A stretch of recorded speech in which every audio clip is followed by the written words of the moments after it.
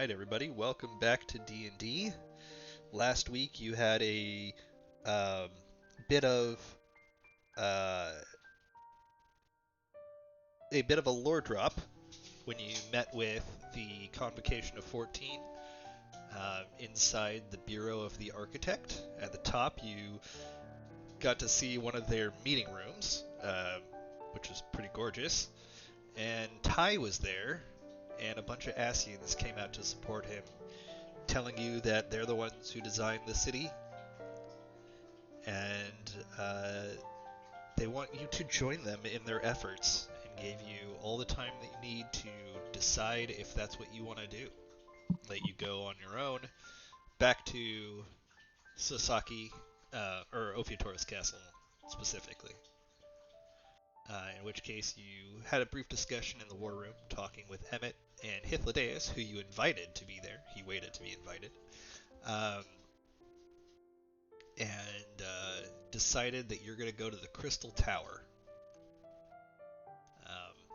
as that is the way to get to the moon.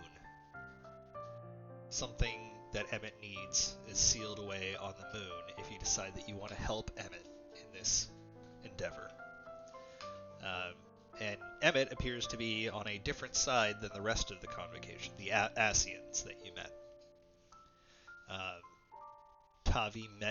Tavi spoke with Emmett and asked, calling him grandfather for the first time, asked for his assistance with liberating Garlemald from those who would cast it into war and oblivion. And he said that he's willing to dethrone his son, or Varys, and give the throne to Tavi, or give it to Sol, or whoever else might want it, if you help him with this. He doesn't particularly care who takes over Garlemald, not nearly as much as Tavi does.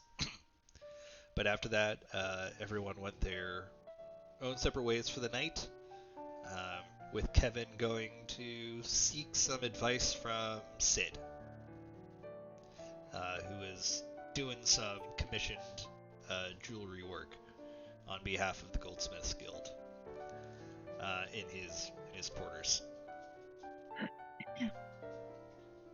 Why would Dairy Farm? No, that's Vegelin's you're thinking of. He's the one that likes the milk. Yeah, Varys is the one that's behind Alex's head right now.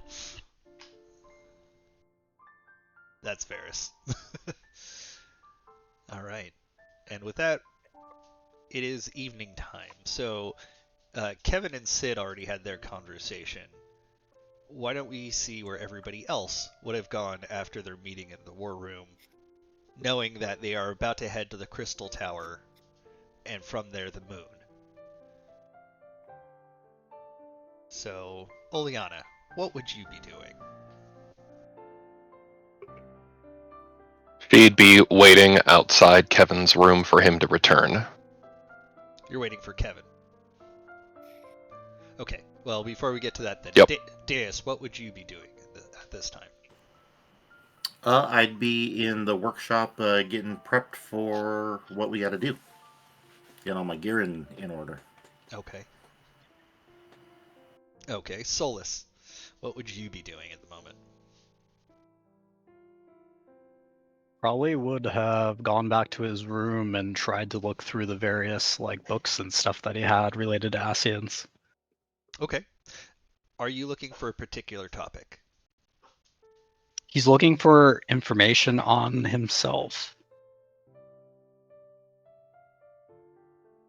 Go ahead and do an intelligence check. And you can do this with advantage. Which one did they say Sol was again? La Habrea.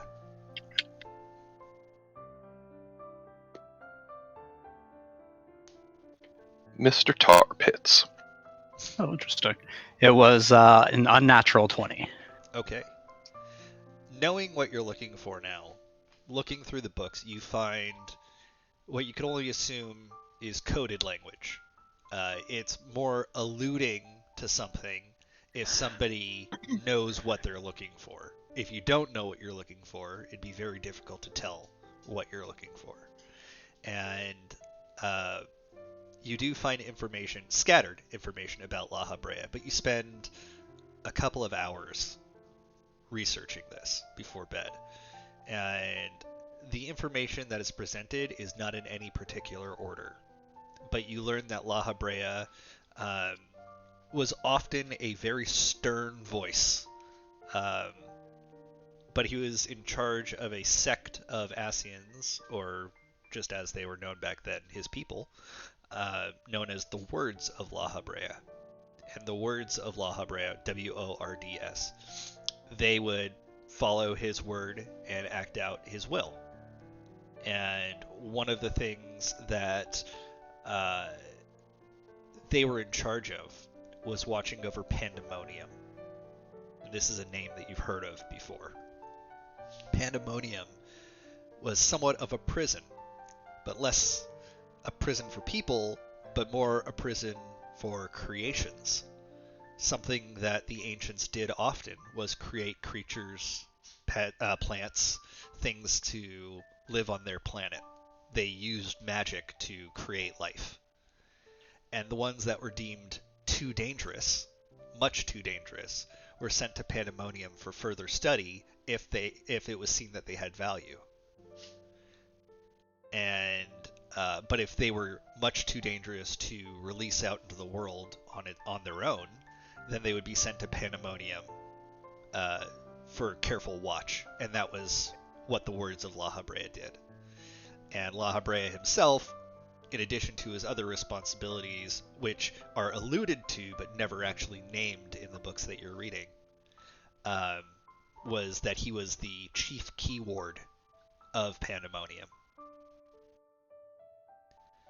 And that's about all you get out of that. But you, remembering what they told you about Carbuncle and the vision that Emmett Selk gave you of the Proto-Carbuncle, you recognize that as having been Pandemonium, the place where you saw that vision.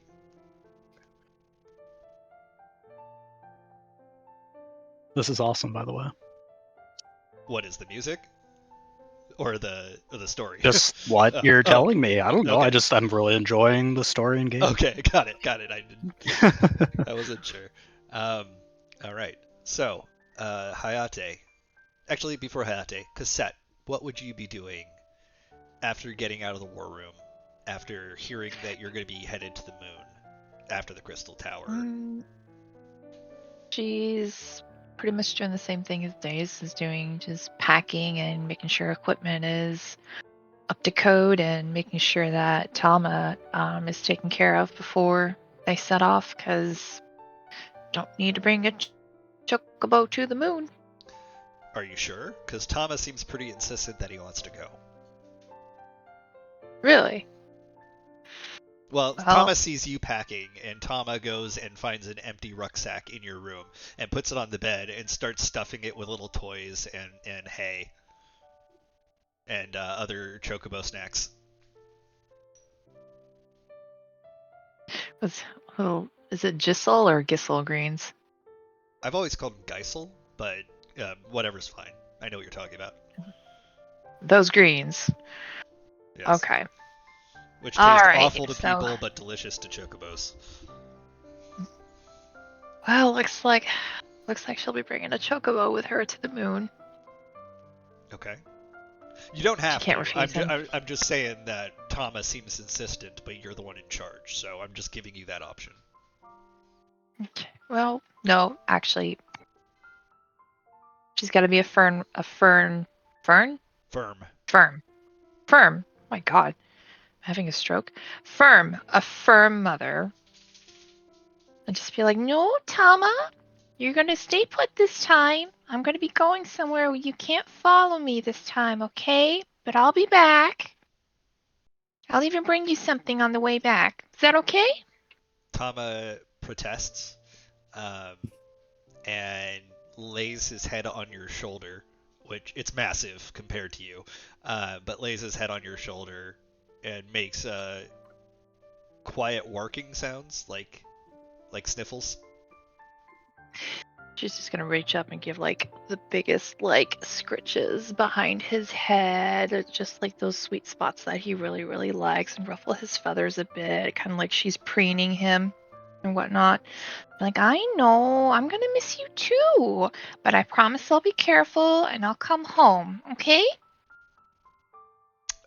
He stands up straight and looks you in the eye, and then, quick as a flash, can you make a dexterity saving throw really quick?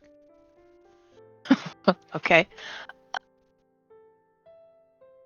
Oh no, it's the wrong bag. Or my bag.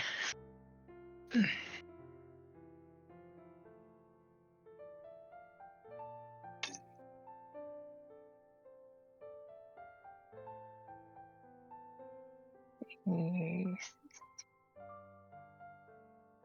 24. 24. Okay. Tama looks like he's trying to grab something quickly. Are you going to stop him? You're fast enough with your 24. Do you want to stop him or you want to let it happen? She's gonna let it happen. Okay, he grabs your sack that you've just been stuffing and jumps out the window with it.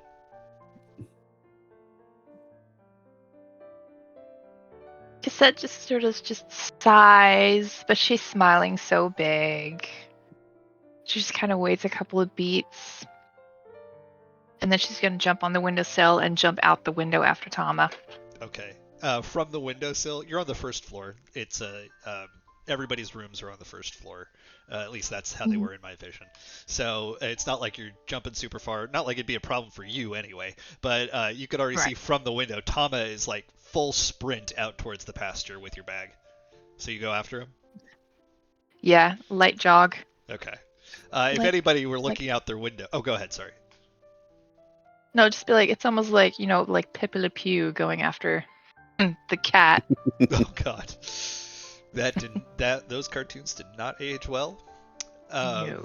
Yeah, alright, cool. So if anybody was looking out their window at this time, and certainly some of the Ophiotoro's guards, just see this Lalafell chasing after a much larger chocobo carrying a bag into the night. Eventually you'll catch up with Tama in the fields, but we'll let that go for the moment. Yeah, we'll let that have their little moment. Okay. Hayate, what are you doing tonight? Probably be in the kitchen, eating and drinking. What are you eating? Whatever I could find. I'm not going to make anybody make anything, so I'm just raiding the cabinets and liquor cabinets. So it's late at night. They have the night shift there. There's always somebody in the kitchen. 24 hours a day. There are people there in case somebody in the castle wants something made. But it's sparse. There's only one person in there right now. And you find somebody who's preparing some fish for the next day, and they've got raw fish sitting on the counter as you walk in.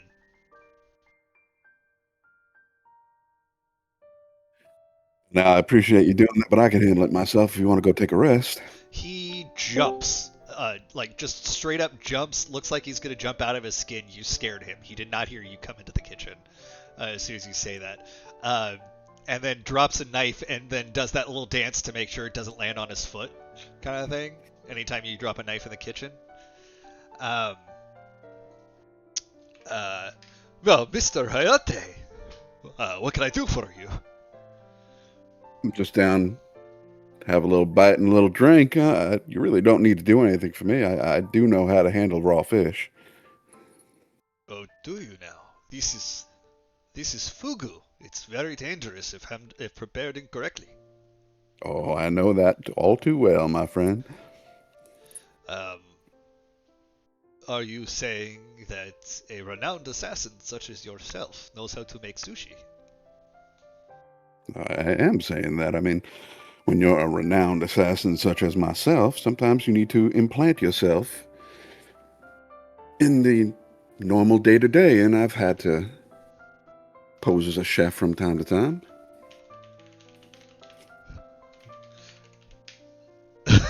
He's not supposed to be the corn servant. He's supposed to be Japanese. Yeah.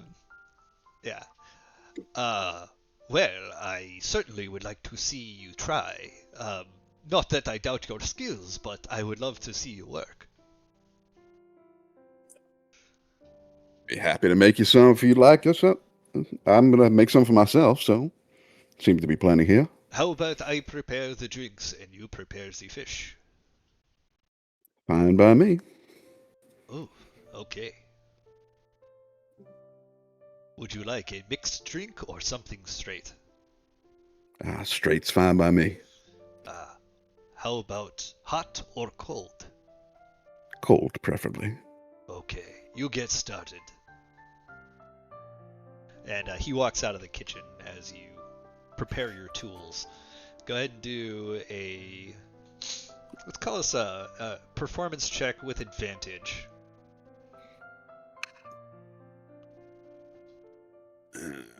Performance.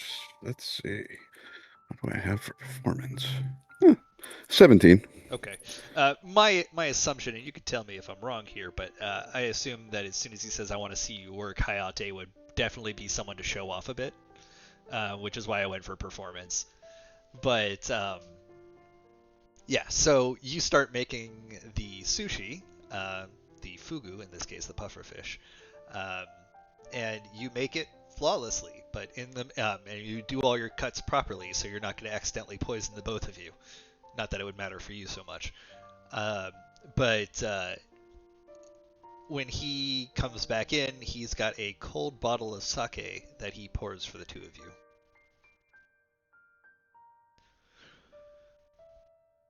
Here we have it. I remember having this plenty of times with Kenji.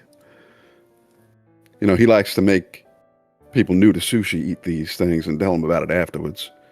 Likes to play dead, too. I have not encountered that with Master Kenji yet. Offer it, see what happens. Perhaps I shall. I just had to make a very large noodle meal for him and his wife earlier. Yeah, that tracks. By very large, I mean they requested an entire pot full of noodles. That also tracks. I'm sure most of it's going to Zuzu. And bananas. An odd combination. Yeah, well, whatever she wants, she's going to get about now. Yes, I assume so.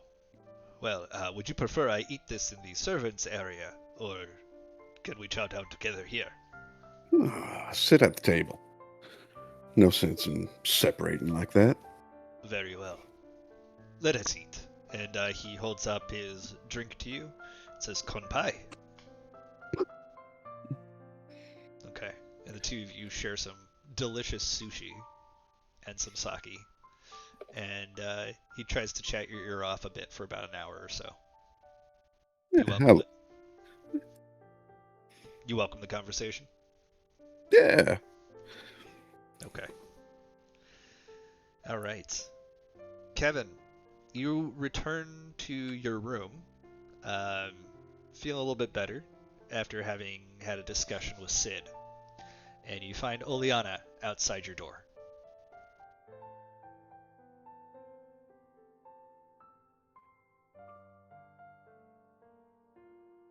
Hi, Miss Oleana.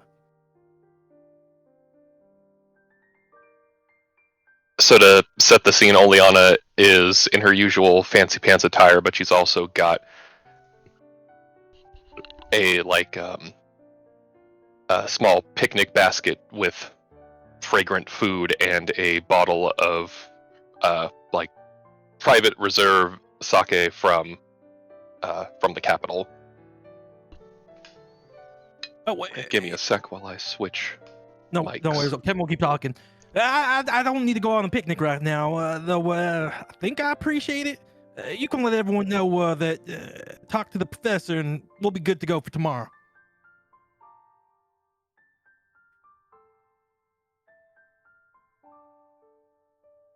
Well, I'm glad you had a chat with the professor, but this is not a picnic for the group. This is an olive branch from me to you.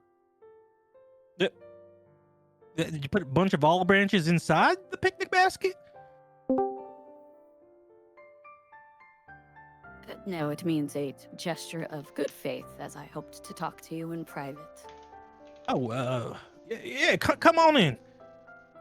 Kevin opens up his door, Okay. and they head inside.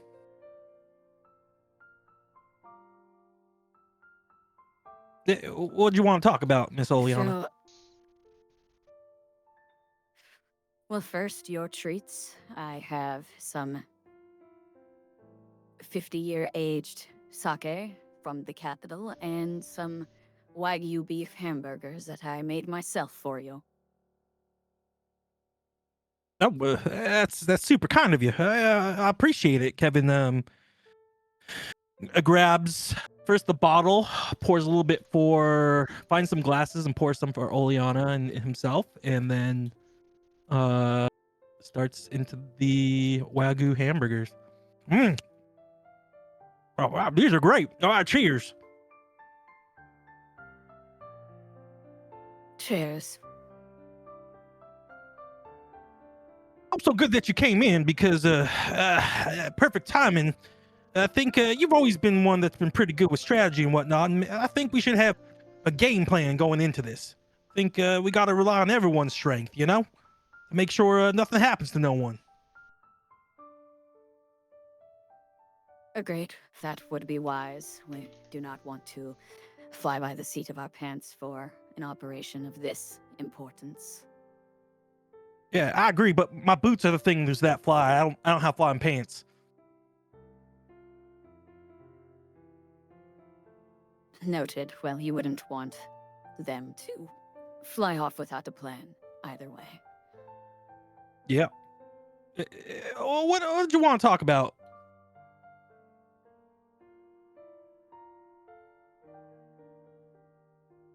Well, given that this mission before us is arguably of the greatest importance of any we've undertaken thus far, I feel there is a certain matter that we need to have settled before potentially putting our lives and the lives of everyone we know about at risk. So I wanted to talk to you about Deus. Deus. Kevin shifts slightly, getting a little bit more rigid, but breathes and kind of relaxes. I thought that was all settled after the ship. What do you want to talk about?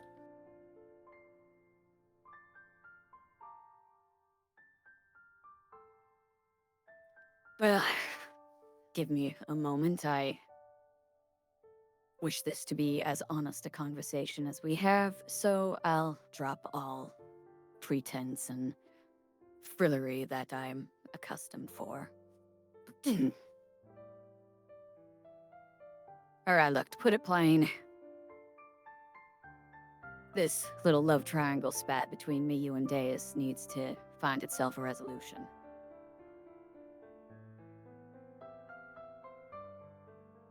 Kevin, instead of his usual quick to talk self, nods and continues to listen. Now, I think we can both agree that Deus is one of the most amazing and special people either of us have had the privilege of meeting in our lives. And I think you'd also agree that her heart is full of boundless love for her friends and, you know, those she considers more than friends.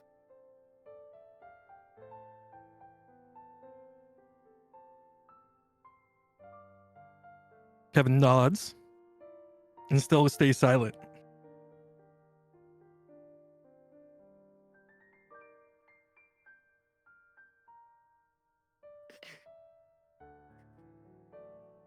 So, further, we're both of the mind that I want what's best for Deus, and you want what's best for Deus. And neither of us wants to do anything that would ever make Deus unhappy. Now, obviously, I think Deus would want to have her cake and eat it too, as the expression goes, and that she wants both of us. And I'm, given the nature of my profession and while in love life, I'm not opposed to sharing. And I think, well, I mainly wanted to have this conversation with you to, I guess, get your thoughts direct from you as opposed to through Deus, and see if I can't alleviate any of your concerns or fears, and maybe get you on board the plan that I can love Deus, and you can love Deus, and Deus can love both of us without that taking away anything from the other parties.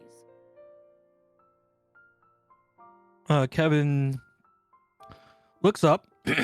Oh, he was looking at you, but kind of shifts a little bit and says, well, I think it's very honorable of you coming in. First off, have you always had an accent?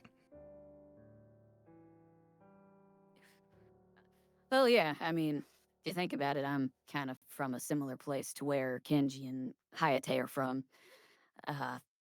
I grew up in the dirt poorest of slums, so I kind of reinvented myself in my early 20s to be that fancy lady that I present myself to be out in public, but I wanted to be as honest as I can with you, so this is how, this is how I learned to talk for the first 20-something years of my life.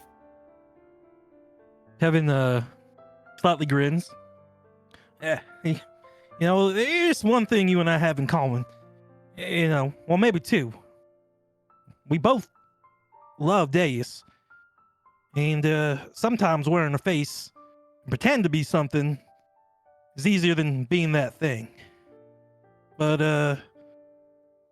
what you need to understand, Oleana, is I love Deus more than anything in my life. I pray to Bob every night that if anything were to happen to us, that he'd take my life over hers. And I don't know women. You know women way better than I know women. I mean, my first wife died, and I don't even think I really loved her. And the next person I actually love, her heart's torn. But for me, it's always been clear where Bob has pointed me, and it's pointing me into Deus. But at the end of the day, the most important thing for me is that she's happy. And that's it. That after all was said and done, and when we survive this last fight, that she decides what she wants to do, what makes her happy. And that's fine with me. I don't want to be mad at you, maybe I thought you were a threat. It's been me and Deus since, oh God, how long now? Since we were kids. We stuck up for each other. We were there for each other, and I just ain't used to her having anyone other than her sisters to share attention with. So you can see why I'd be a little, frustrated by you coming in and trying to break up everything we had going on. But I know she's the most beautiful, wonderful, incredible woman I've ever met, and I can't imagine why no one else wouldn't be as in love with her as I would be. So I get your heart's coming from the right place, but for her sake, I can let, what'd you say, bygones be bygones or something like that. I can cool it a bit, and because I know it definitely makes her upset every time we fight.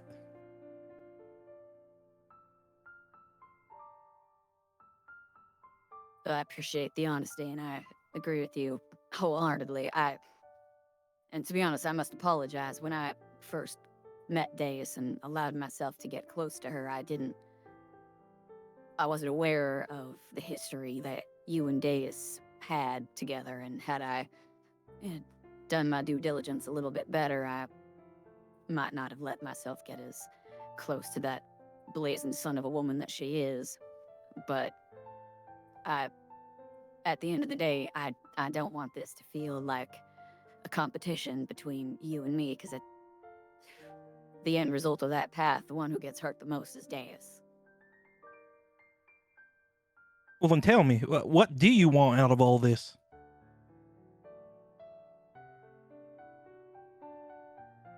What I want is the chance to be happy with Deus, and at the same time that you are having the chance to be happy with Deus. There's aspects of a potential relationship with her that would be unique to me and her in the same way that there'd be aspects that are unique to you and her.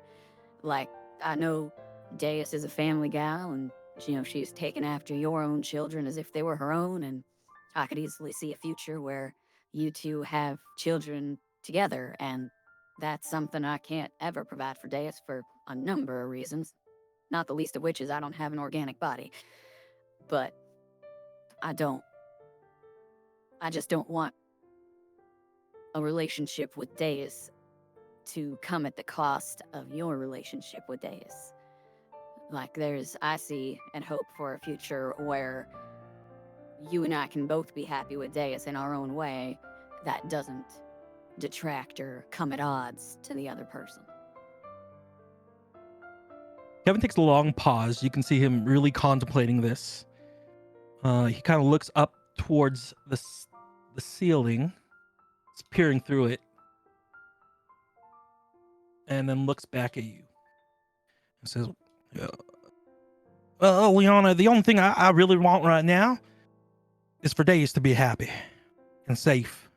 So, tell you what, if you can make one promise to me, and you swear to it, then I'll go with what you're saying. I'll let Deus choose whatever she wants to do to be happy, and if that means sharing, I can do that. But you got to make a promise, a pact with me that you can't break, no matter what.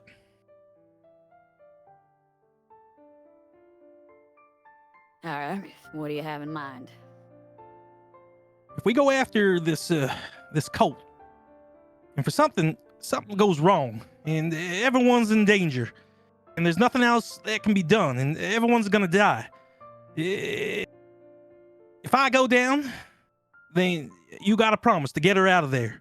You have to promise to keep her safe, even if calamity does come and the moon crashes. Find Sid, and you guys figure out where the kids are, and you keep them safe. And if you can promise that, or at least getting her out of there, then I can agree to this.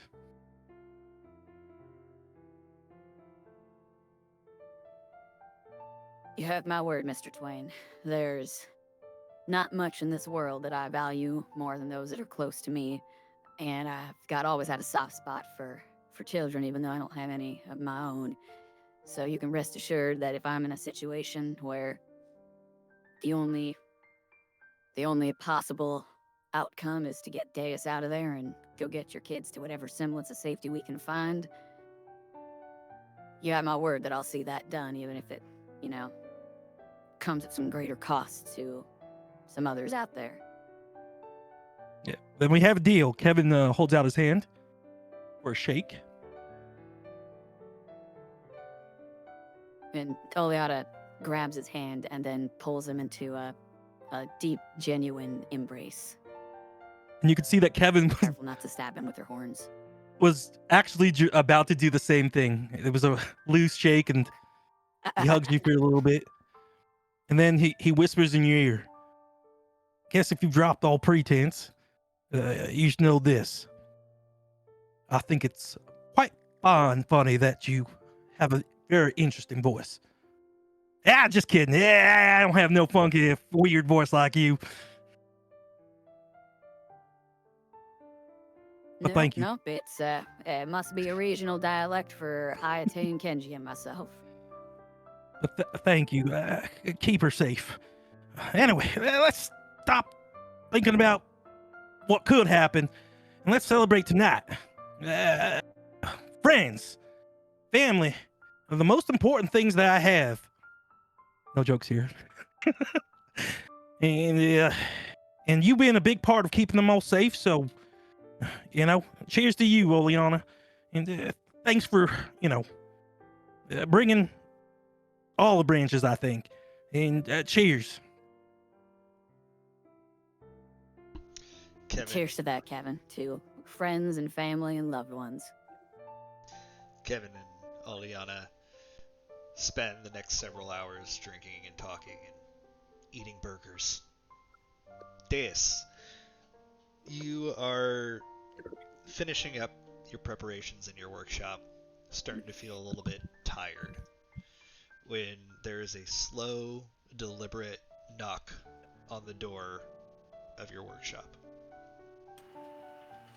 Oh, who could that be at this hour? I'll go over to the door and I'll open it up. Hello? You don't see anyone there. I'll stick my head out the door and like look around the area. You don't see anything around, but you do hear another knock coming from down the hallway. Oh, okay. Well, I'll follow the knocking then. Okay. Just 1 second. Jimmy, I'm sending you a message real quick.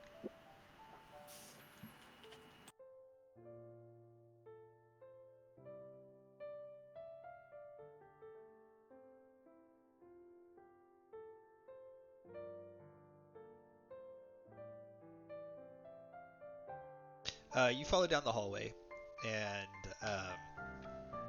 you round a corner, and after you round the corner, there's still nothing there. But you hear another knock further down, leading out into the courtyard. All right. Well, I'll keep following. I'll say like, "Hello, who's there?" You realize that you don't really hear much going on, as in you don't hear any animals, you don't really hear any people, even your own voice starts to sound a little bit further away than it should. Oh, well, this is strange behavior. Yeah, I'll keep following the knocking. Okay. The knocking, you can tell which direction it's coming from, but at this point it now feels as if you're hearing the knocking directly next to your ear. But you don't see anybody nearby. You see a moonlit courtyard with a considerable amount of fog settling near the ground.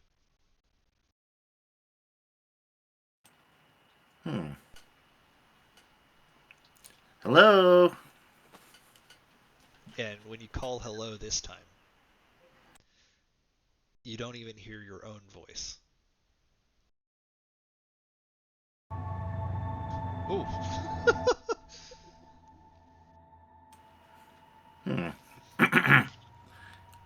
Me. You don't hear anything coming out. You feel your vocal cords vibrating. You know that you're speaking. Your lips are moving. And yet, nothing is coming out. And you don't see anyone nearby either. Slowly, from out of the fog, you see a floating, robed figure with a long scythe point at you.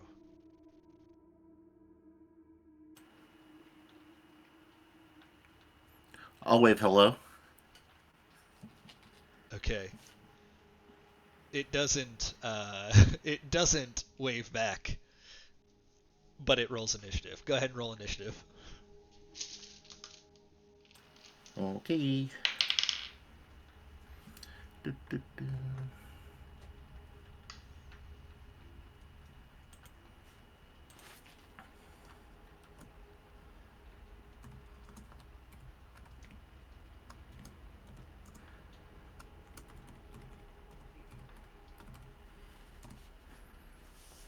Yeah, an 18. 18. Okay. You're going first. Would you like to attack this specter in front of you? Also, how many hit points are your maximum, please? 119. 119. Thank you. Hmm. What would you like to do? Well, other than being spooky, is he like threatening me? Aside from pointing at you and holding a big fuck off scythe? Yeah.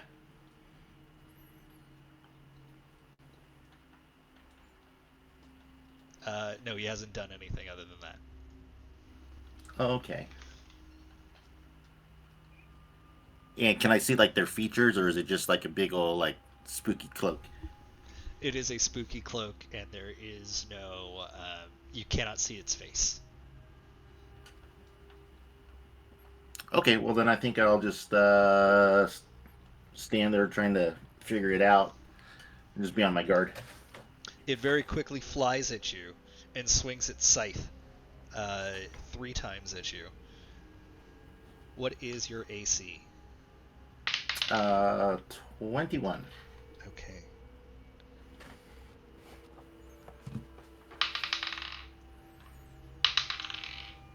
That's 2 hits. And this is, let me roll. I'm going to use some dice that was given to me by Alex.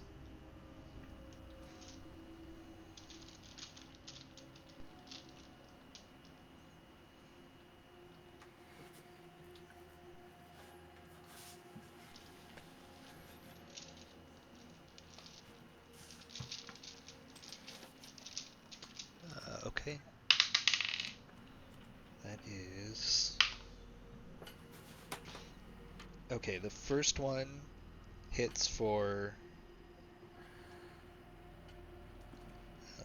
7 slashing damage and 3 necrotic damage. Second one hits for another 7 slashing damage and 7 necrotic damage. Okay, so 17. Okay. Okay. Now what would you like to do? Okay, now I'm going to pull my gun out and I'm going to shoot it. Okay, go for it. Alright, but first, I'm going to dance. Okay, so 34 for my dance, so you got to do an opposed Sure. notice check.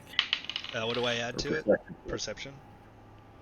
Yes, your perception. So Okay, so this is 24. okay.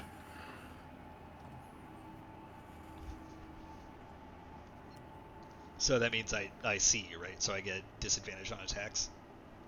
Yeah, you get disadvantage and I get advantage on you. Okay. Okay, so let's see here. Is that a charm effect?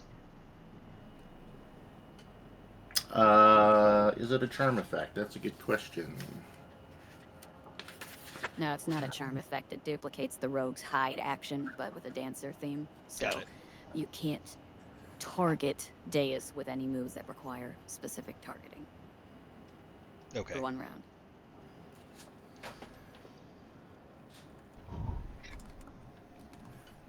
Sounds good. Okay. Alright, so here's first shot.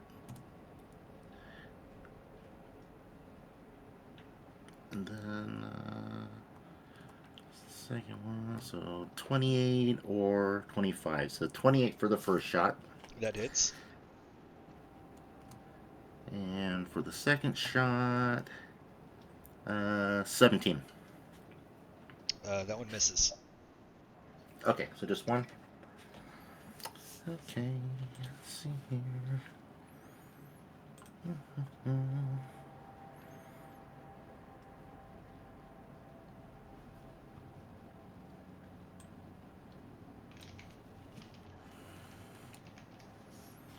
Okay. So here's the damage. So 20 damage total, 5 of it is radiant. Okay. Moving back to the creature's turn. It flies through your body and then attacks you from behind. It's 1 hit, a miss, and another hit. Okay. First hit does, this again attacking with Scythe. It is 9 slashing damage and 8 necrotic damage. Second Okay. attack is 5 slashing damage and 4 necrotic damage. And it hovers there menacingly. It's your turn.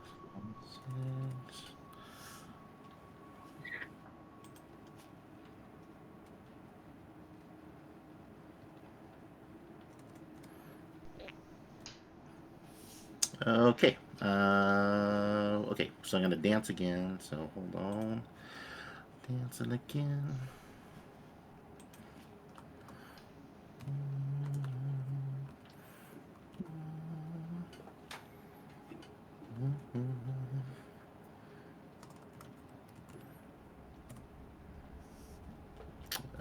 Okay, just the 20 for the dance that time. 20? Yep, and then I'm gonna shoot. Okay, I did succeed that time.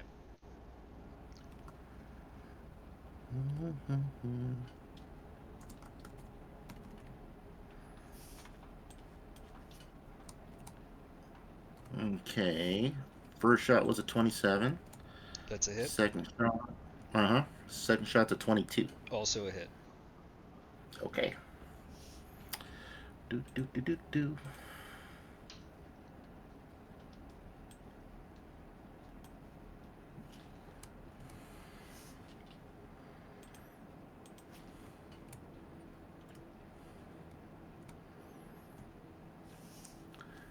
Okay, so first one was 21 damage total, 5 was radiant, and 13 for the second hit. 3 of that was radiant. Okay. Your bullets go off, although there's no sound coming from the gun. It's you see the muzzle flare, you see the bullets flying, connecting with the target with no noise. But through the 3 holes that you shot through it, you suddenly see white smoke rising up through it. The scythe disappears. The cloak falls to the ground and melts away. And suddenly, the aura of silence around you dissipates, and you once again can hear around you. You've defeated the avatar of death that's been following you. Oh wow. Okay. When you're level 17, it's not nearly as scary as when you're a lower level. Yeah, he kicked its ass. Yeah. But now that the aura of silence is fading away, you start to hear and then see people running, and they seem to be running towards the inner chambers of Ophiotora's castle, and somebody's saying, "Where's the doctor? Bring the doctor!" Oh shoot! I better go see what's going on. I'm gonna go follow the people. Okay. Everybody who is within the castle grounds may make a perception check.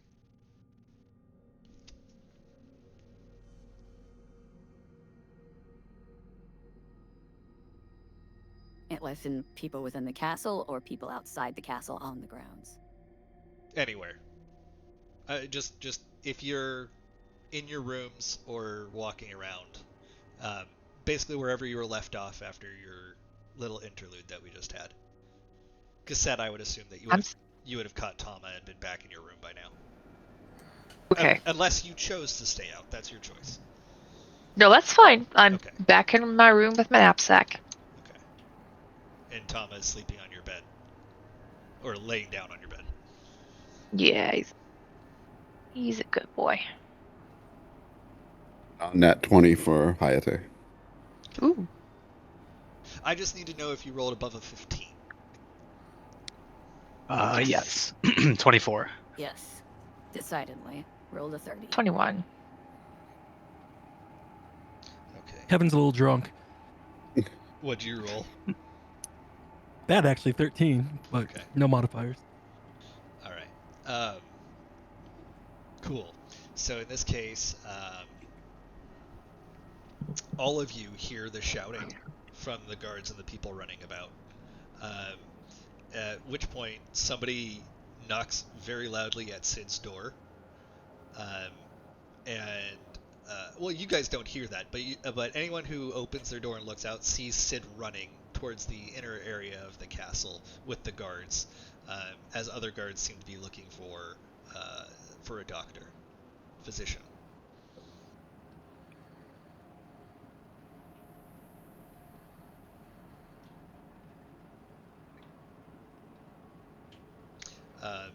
Who's following? I know Dea said they're Omion is following. definitely running towards it. Yeah, Soul's gonna follow. Okay. Cassette.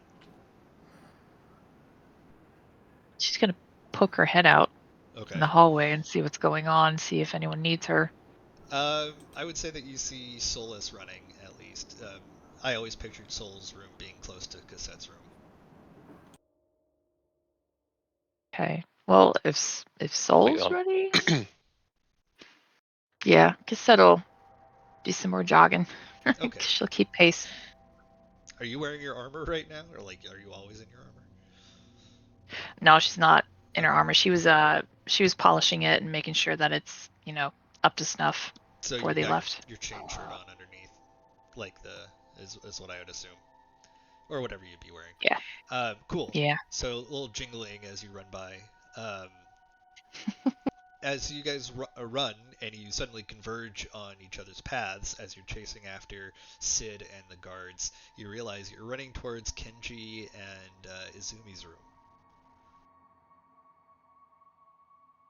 And Sid is ushered in very quickly, and you see that he's carrying a bag with him. It seems to be like a bag of herbs, and his triage gear. Um, that is pretty much exactly how I pictured it, Cassette. But yes, when you get to the door, there are guards stationed there, and they stop everyone. Like they put up their heads, they're like, "Oh, it's a bit crowded in there already." And you hear Izumi screaming.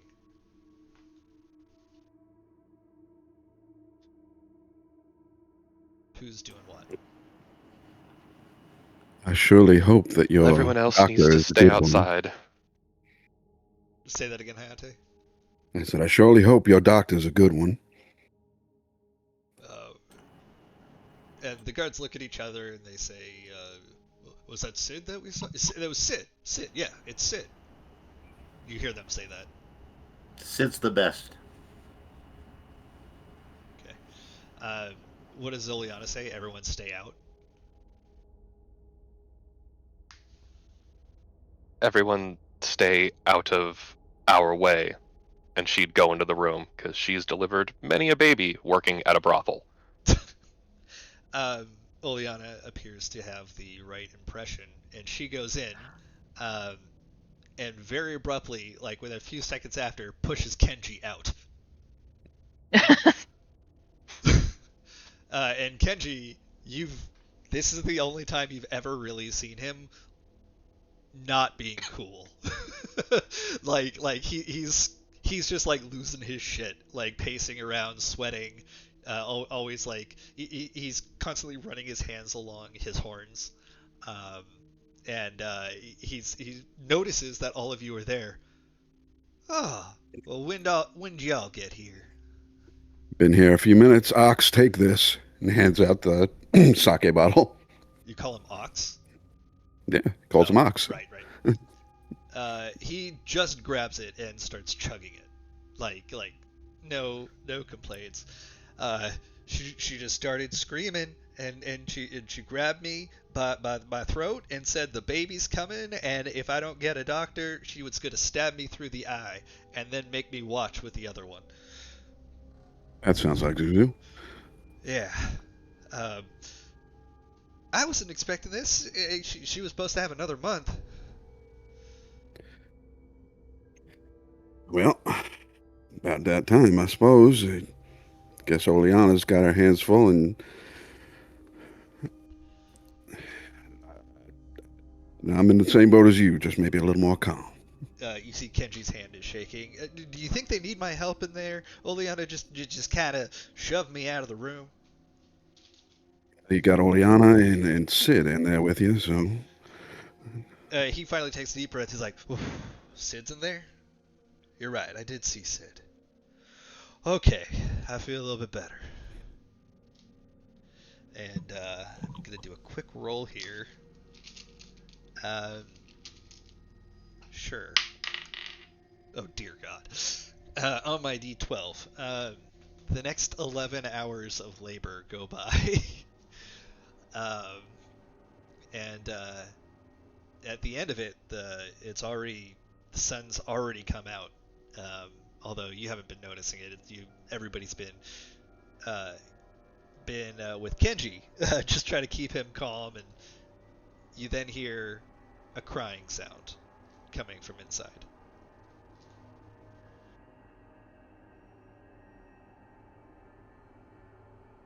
What kind of crying sound? Like baby sounds.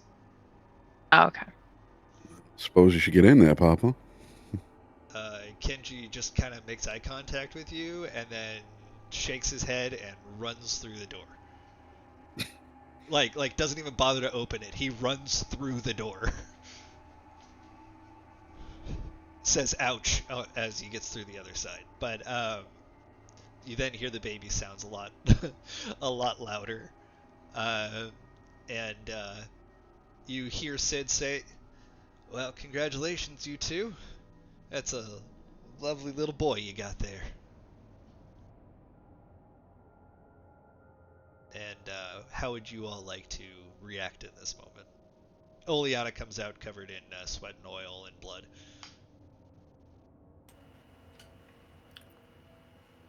I say just peek in. He's not going to go in yet. As soon as you peek your head in, Zumi throws a dagger at the door, and it sticks into the door next to where your head is. Now, I thought you'd be a little calmer after all this.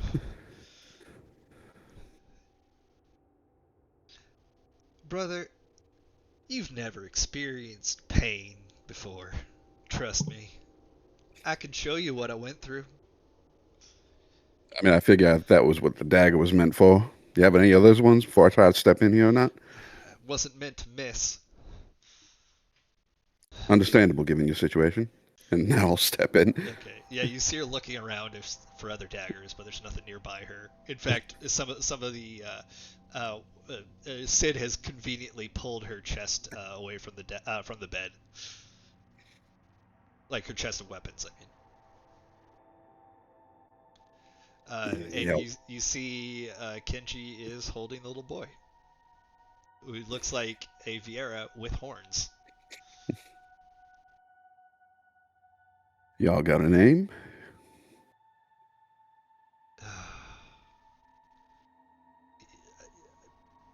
I had some ideas, but I don't think any of them matter anymore. God damn it.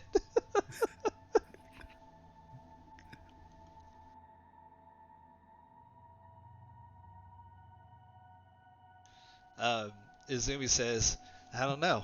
Maybe I ought to think about it. Give him a few days, make sure he lives."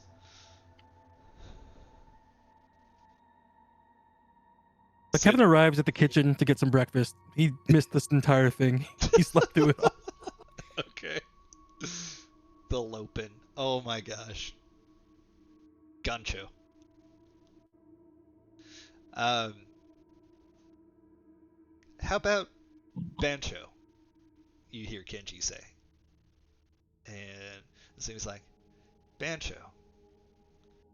Is that the name of the guy that used to make your sushi way back when?" "Yeah. I do kind of like the name."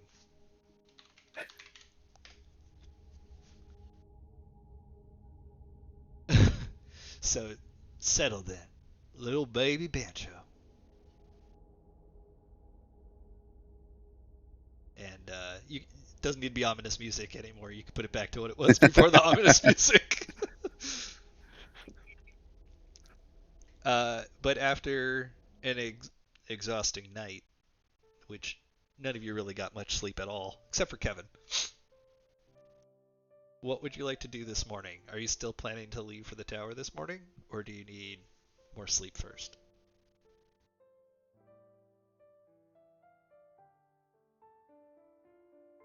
I'd say more I would need to sleep. get some sleep. Yeah. Okay. How are we going? That's the question.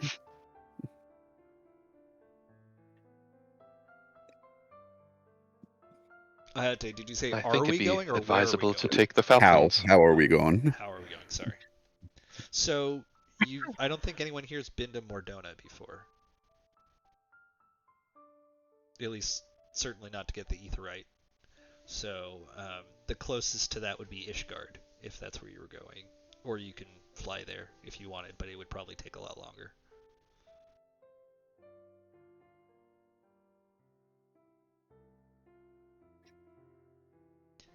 Those of you who lay Should down we for sleep. Aetheryte to Sorry, go ahead. Ishgard and then rent some flying creatures from there.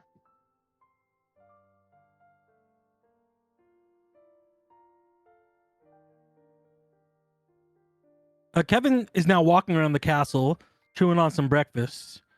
He runs into all of you. Oh, morning, everyone. Whoa, y'all look awful. What happened?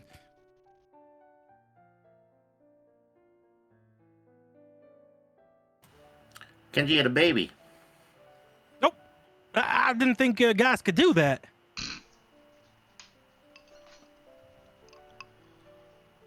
Well, more specifically, Izumi had her baby. Her and Kenji's baby. That's incredible. Mausoleations. Oh man, that's so exciting. I wish someone would have woken me. I would have loved to be here. Well, we were a little distracted, Kevin. Cleaning up and walking out of the room with his bag packed, you see Sid. And he walks up to Hayate and he says, well, he reaches into his pocket, pulls out a pair of cigars, and hands one to Hayate. Congratulations, Uncle. Thank you. Good job, I suppose. Sid lights his. Offers you a light. No, thank you. I'll take it. All right. And with that, Sid says, okay, I don't like this. And he hands it off to Kevin. He says, I need some sleep. Kevin gives him a big hug and says, ain't nothing like fatherhood, right? And he walks away, still coughing. Like, deeply coughing.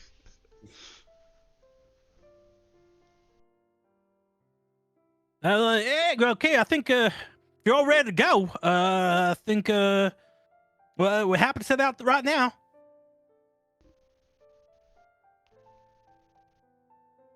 I think a few of us might want to catch a little bit of shut-eye, Kevin.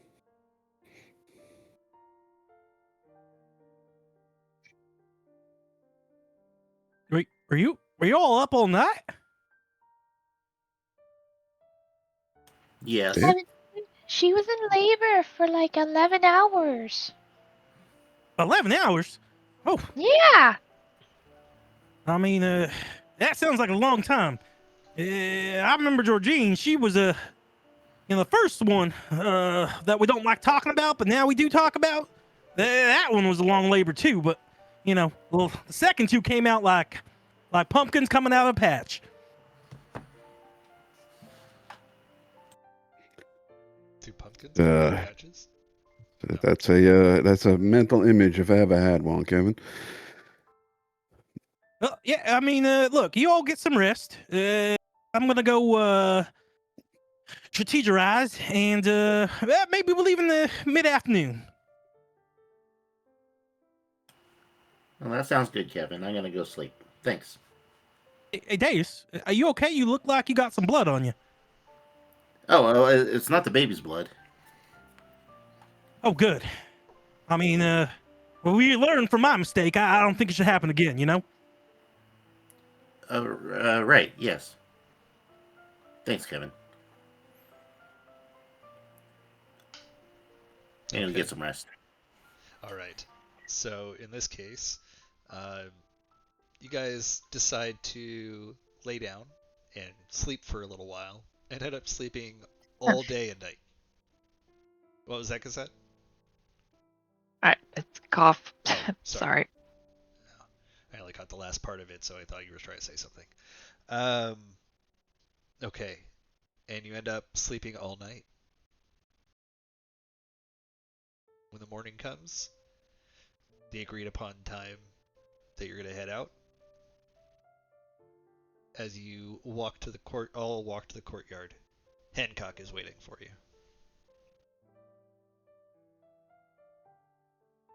Well, hello. Looks like you're all ready to head off. And he actually looks a little bit nervous.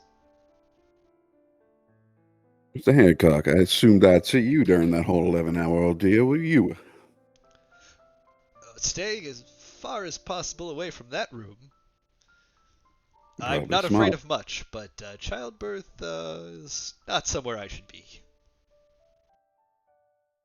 You still look a little, skittish. You all right? Well, may I speak freely, Mr. Hayate? As always. Ah, well. In all my years on this earth, I have not really felt at home anywhere except here. And I am, well, I feel as if many of you I consider my family. And knowing that you're heading off to uncertain waters and certain danger, I can't help but be a bit nervous.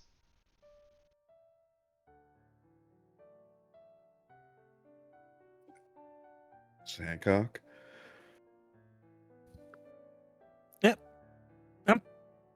I'm just glad, we can leave everything here in your and Ken's hands. I mean, Ken's ain't gonna get much sleep anyway. I consider you like family too. I feel better having you two in charge and making sure our entire town's safe. And by the way, while we're gone, not like I think we're gonna fail, but if something were to happen, I think you and Ken should start working on some backup plan to get everyone underground or something. If something were to go wrong, not that it will. I trust us. Ah, well, preparations are already underway. You can rest assured. That's why I like you, Hancock. And don't worry about not seeing the pregnancy. I mean, the worst of it is when both holes rip and they become one hole. So you're good. He looks like he's gonna throw up. Trying to quickly clear that image from his head, he says, well, before you leave, you should be sure that you have all of your supplies and potions, everything that you might need. Are you forgetting anything? You may not have a chance to get them later.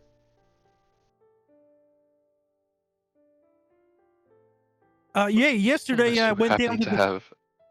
Go ahead. Unless you happen to have a random stockpile of magical doodads and baubles we haven't seen. Well, now that you mention it, he reaches down to his belt and pulls off what appears to be a small bag of holding. And he pours it out on the ground, like turns it inside out. There are 23 greater superior healing potions, 15 superior healing potions, and 12 standard healing potions. Ah. He also has. Hold on. He's also got 13 vials of soft. SOFT. Is that food? No. It is fabric softener. It cures petrification. Oh. And he has several vials. Let's say 10 vials of anti-venom or antidote for poison. But yeah.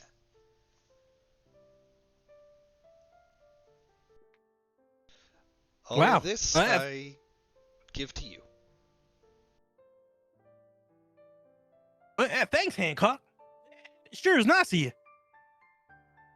Yes, well, there's no point in me keeping the town safe if you won't be returning. Yeah, exactly. Well, don't worry. We're going to do our best, and we've never lost a fight. I don't see us losing this one either. Well, I should certainly hope not. But do me a favor and don't tell Zed about any of this. I might have smuggled some coin out of the coffers for this. He doesn't know about it. Don't tell Zed you stole coins from the coffers. Got it. Locked in. Okay. As you're standing there talking to Hancock, Tama runs from outside the castle gates into the courtyard and nuzzles Cassette. And then shortly after that, bounding along, comes Cerberus with Fibblethip's palanquin on his back. It looks like a giant fish tank strapped onto the back of Cerberus. And Fibblethip, who is considerably larger now, is floating around inside the tank. Hey, Fibblethip. Hey, good to see you. How are you and Cerberus getting along? Oh, Cerberus is great. Great. Hey, Professor always said I shouldn't comment on someone else's appearance, but have you gotten fatter? Yeah, I've gotten a lot bigger. Hey, good for you. Yeah, how you liking not being on a ship in the dark? It's a new experience, that's for sure. A good one? Yeah, I think so. Yeah, well, you know what? We're going to be gone for a little bit of time, taking a trip to the moon and saving the entire world. But then we'll be back. Can I come? Yeah, why not? If Cerberus comes. Kevin looks over at Oleana. I think part of the issue would be getting Cerberus through the Aetherite to Ishgard. I don't know how that would work for a creature of his size and etheric density. Trying to say Cerberus is fat too. Really shouldn't comment on someone else's appearance. But, you know, I just did it, so I guess we're doing that today. Cerberus is a chunky good boy who happens to be very large. Yeah, the best boy. Yeah, you heard him. Sorry, Fibblethip. I'd love to take you. But you know what? You got some more exploring to do. Go get into some trouble, but not too much trouble that costs too much to repair.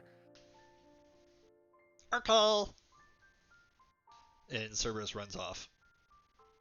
You see him, he whacks his tail and it knocks over a sign.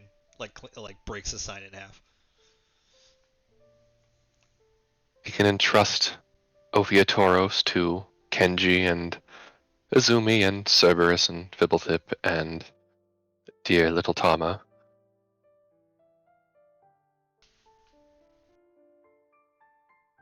Oh, we're the best boys. Yep. They're in good hands. Well, let's not make this a goodbye. Let's just make this a see you later. What, going on a funeral procession or something? Let's get out of here. Okay. Before you teleport away, does anyone want to say or do anything?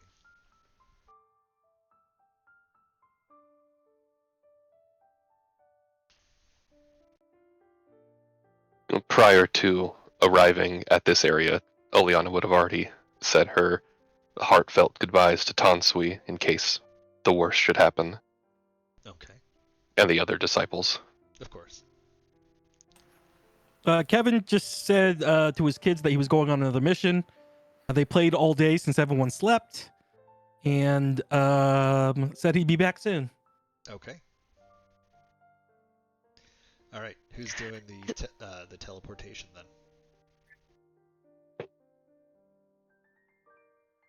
Is that going to be left to Soul? We'll make Sid do it because he's still here. Oh, okay. Sid says, "Sure, why not?" Or Millie. Sid and Millie. Yeah, Millie would be here. Okay. In any case, sorry, I had to send a message.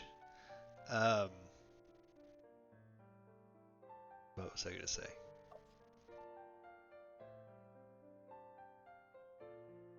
Okay. Cool.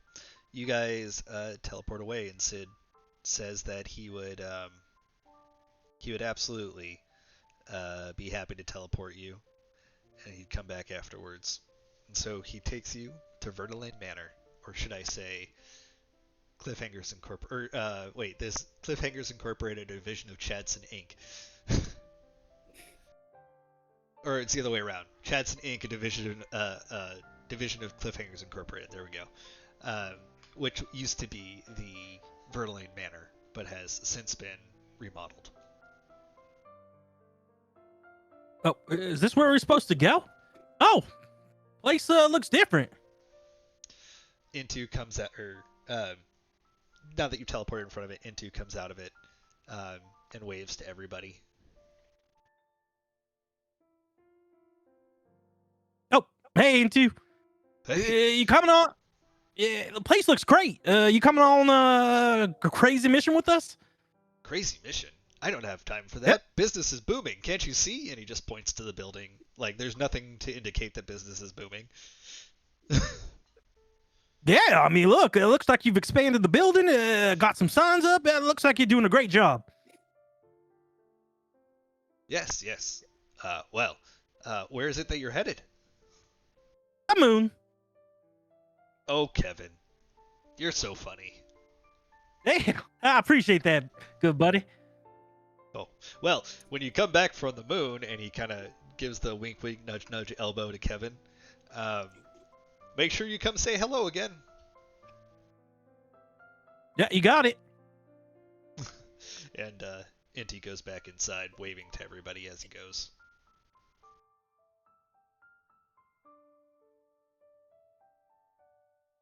So I assume that you'll go to the stables and rent chocobos to fly you to Mordona? Is that the fastest way? Yeah. Yep. Okay. So Mordona.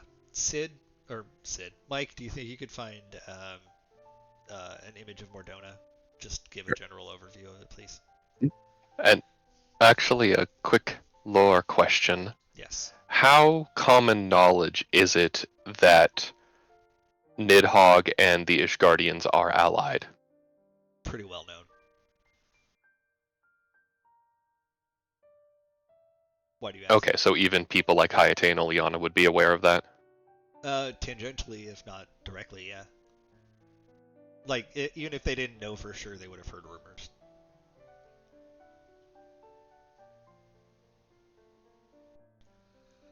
Okay. Well, everyone, while we're here, I do remember hearing that one of the ancient dragons, Nidhogg, is, or was allied with the Ishgardian government. I don't know how that stands with the Civil War, but do we think it might be worthwhile to bring it to the dragon's attention of the whole return of Bahamut in a moon egg crashing to Earth? They might be able to provide aid or advice. Are you talking about the Circle of No One, the one we're not supposed to talk about?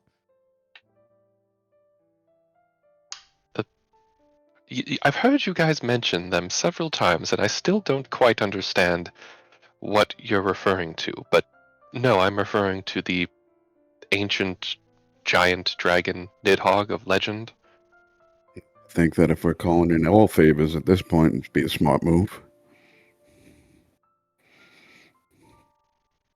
Yeah, I'm I down would with defer whatever. to I would defer to your judgment, resident Cliffhangers, as Hayate and myself have not directly dealt with Ishgard to the same extent that you have. Yeah, I don't see any problem with stopping by and talking to them before we go pick up our flying ravens, Chocobo. birds, raptors. Chocobos. Anyway, chocobos. Yeah, let's. I think it's this way. And surprisingly, Kevin actually leads you to the right direction. Okay. Rocking that 10 intelligence. Hey, man. So you're going to go find Navigate Sid now. Garland? Is that correct? Yeah. Okay. Sid, who is an attaché to the government at this point, is still at Garland Ironworks. That's his main base of operations. That's where he does most of his work. And when you enter, he has his nose in a book. Hey there, other Sid. You got a second to talk? I recognize that voice anywhere. And he closes his book, looks up. Kevin, how you doing? You know, almost dying, fighting monsters in the dark, now trying to get to the moon. You know, the usual.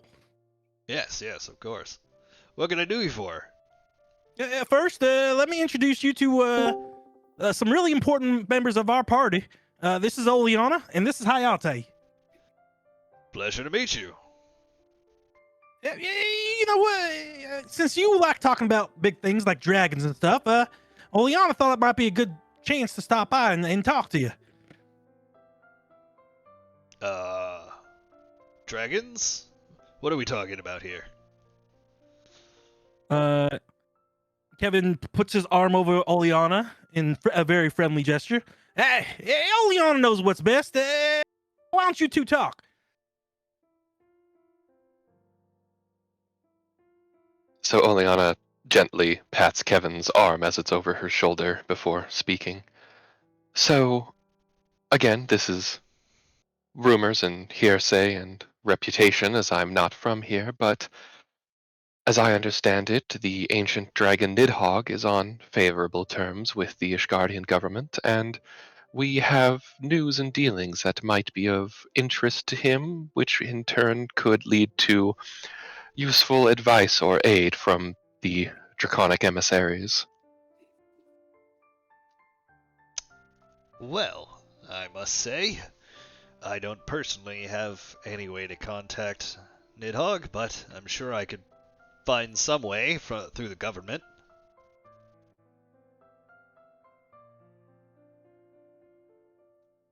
What is it that you want me to tell him?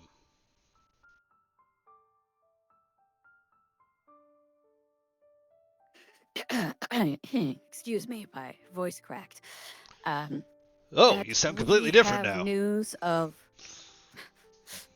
we have news of Dalamud and Bahamut that should get his attention. All right. Well, I'm not sure how soon I'll be able to get that information to him, but I'll do what I can.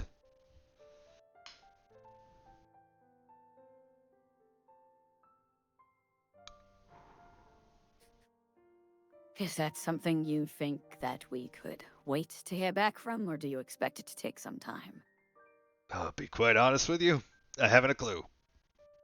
I don't even know where to begin.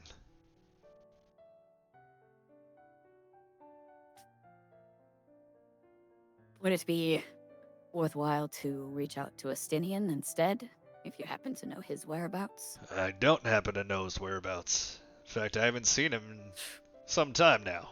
At least a month. Well, fun fact, we have our own Royal Dragoon with us, so... Miss Kokocha Kocha de Fortamp, do you happen to know where we might find the Stinian? Or Nidhogg? The answer to both of those questions would be no.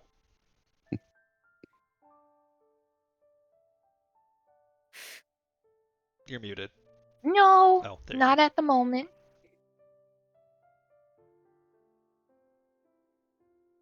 He's very Well, I aloof. suppose it wouldn't hurt to. And easily embarrassed, as it were.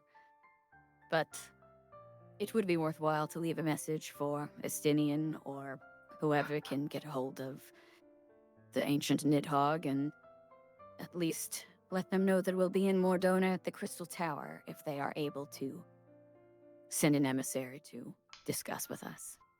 Sure. I can find a mail moogle and send a note.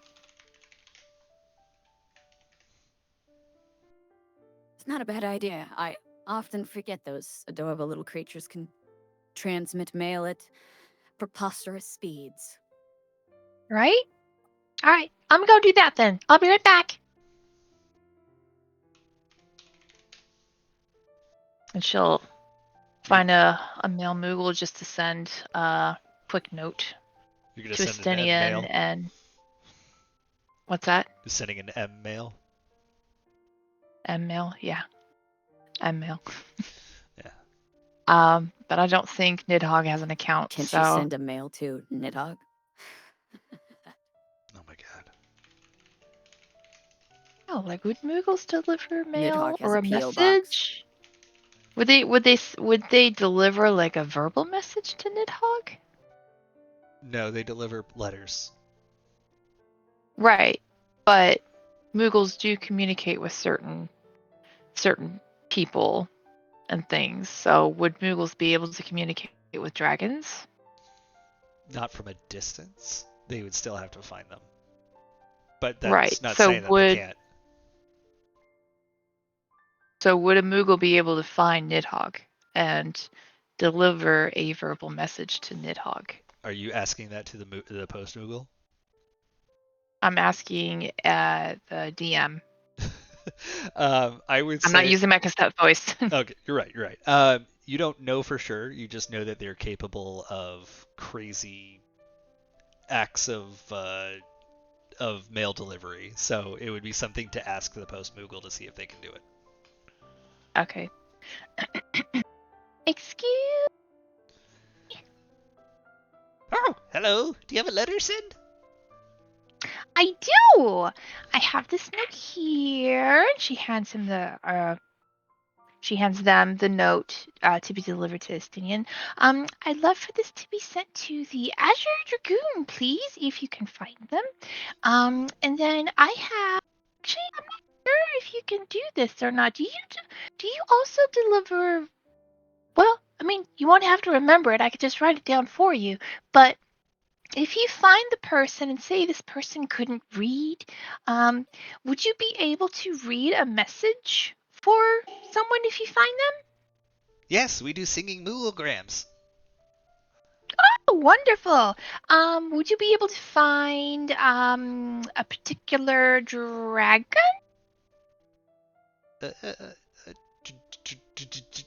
Dragon? Uh-huh. Which one?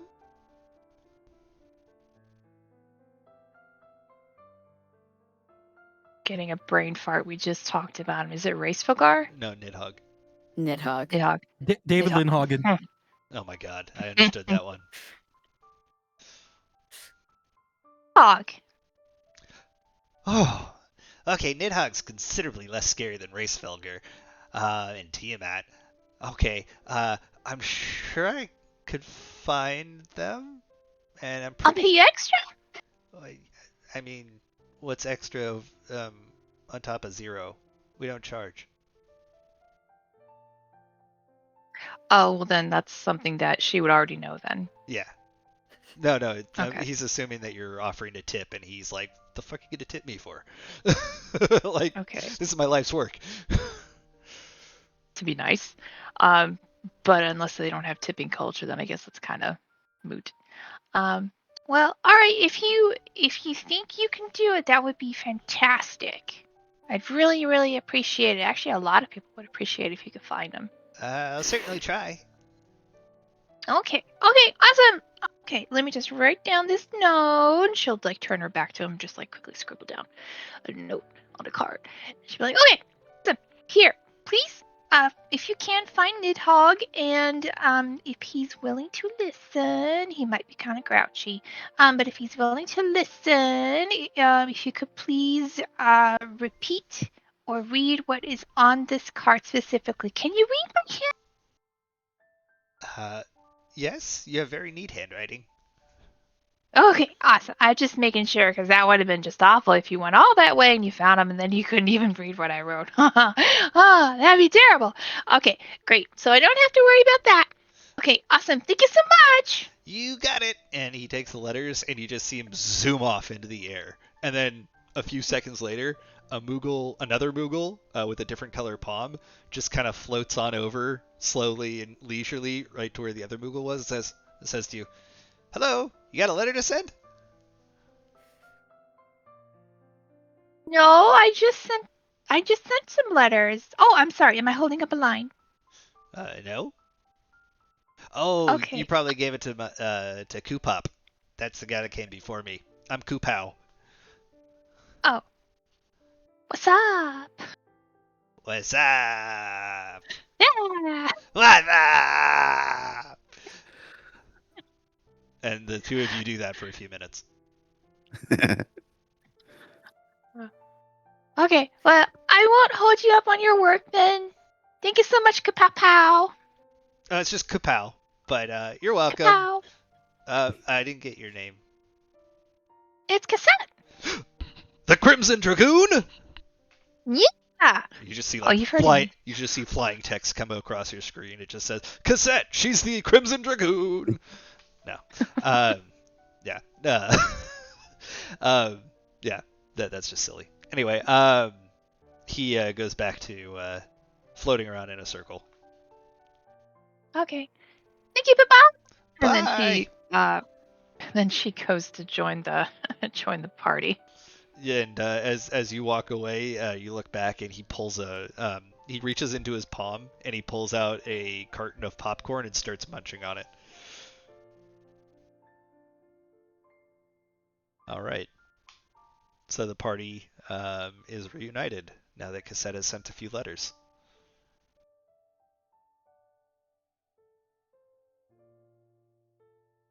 Are you ready to head out? Now you all good? Yes, I'm gonna get. All right, perfect. Okay, second Sid. Thanks for your help.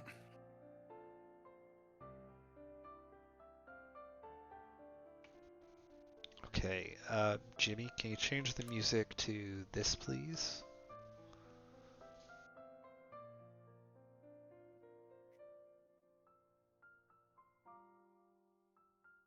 That's an oxymoron. Yes. You're an oxymoron. No. Okay. You guys. What is... I somehow don't think this is why you went. No. Okay, let's do a different song. It's called Intertwined. How about this one?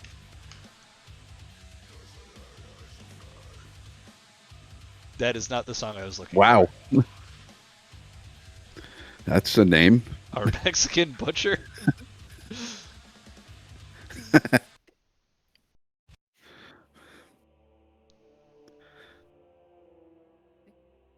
That works. Hilarious that existed as a heavy metal song.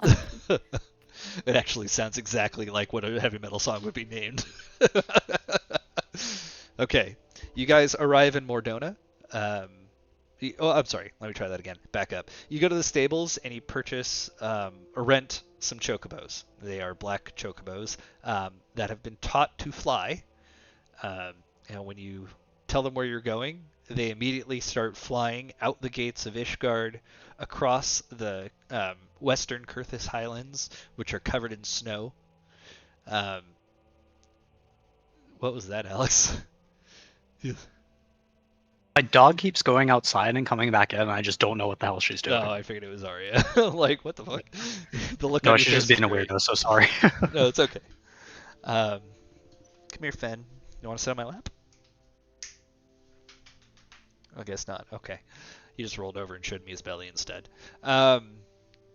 Sure. You guys roll up to Mordona, and it looks like it's a mainly stone city. It's got cobblestone roads. It has several buildings. It's not a huge city. It's more like a village that's in the process of becoming a city. And it looks like built into a mountainside. There's a stone building that you smell good food coming from. There's several tent stalls outside of the buildings that look like they're selling various things. And a giant aetheryte in the middle of it all.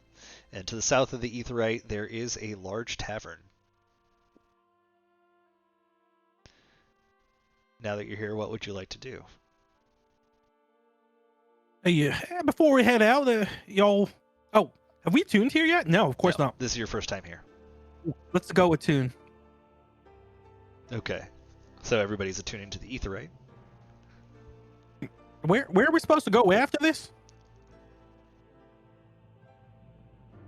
Aurelian pokes you on the shoulder, taps your shoulder, and then when you look at him, he just simply points to the south, would it be east? Yeah, the southeast of where you are currently. Go. All right. And when you see the southeast, you look where he's pointing, and you see a giant tower of crystal coming out of the ground. Oh. Wow. I mean, it was big when we were far away, but it's even bigger up close in person. Hey, you think the circle is here? Who are you asking? Saying to Aurelian. Aurelian. What circle? The one that I'm not supposed to talk about? The one of knowing? Aurelian just sighs, puts his head in his, does a face palm and walks away from you. Kevin, I think that the whole idea of secrecy's out the window about now. But I promised I'd keep it secret, so that's what I'm going to do.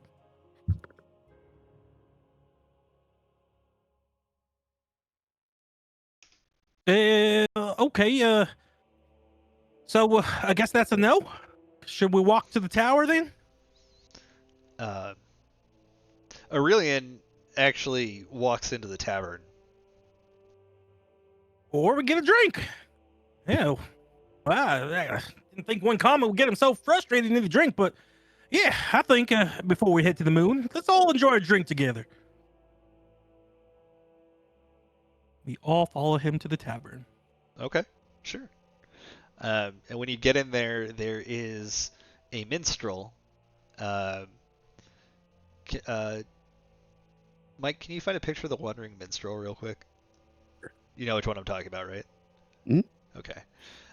Who's playing in the corner, and there's a bar here. There also appears to be a door that leads into the back that has someone standing guard in front of it.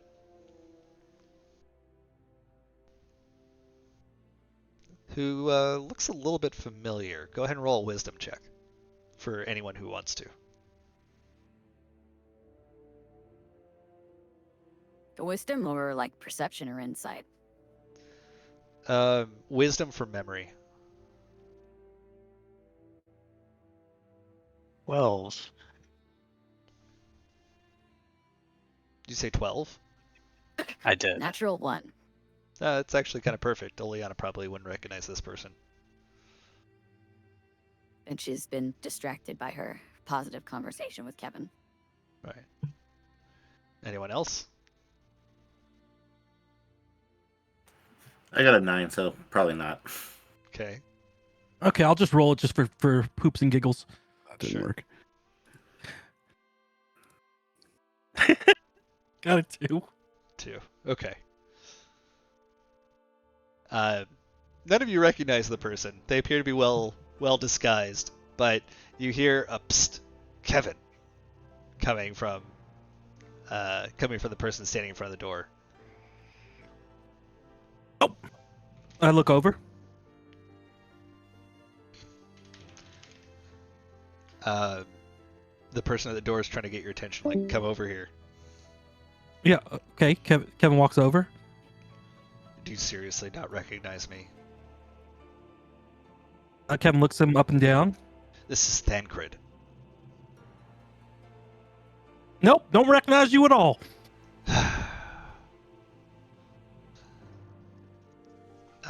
Oh, Thancred! Yes. Ah, hey, did you get taller? No, I'm the same height I've been. Oh, well, okay, how you been? More or less fine. Why don't you gather everybody and follow me? We're doing circle stuff? Yes. Don't worry, I've kept it quiet and safe. I haven't told a single soul about it. Well, outside of our new party members. That makes sense, right? Just stop talking. Hey, guys, come over here. Thagrid's here.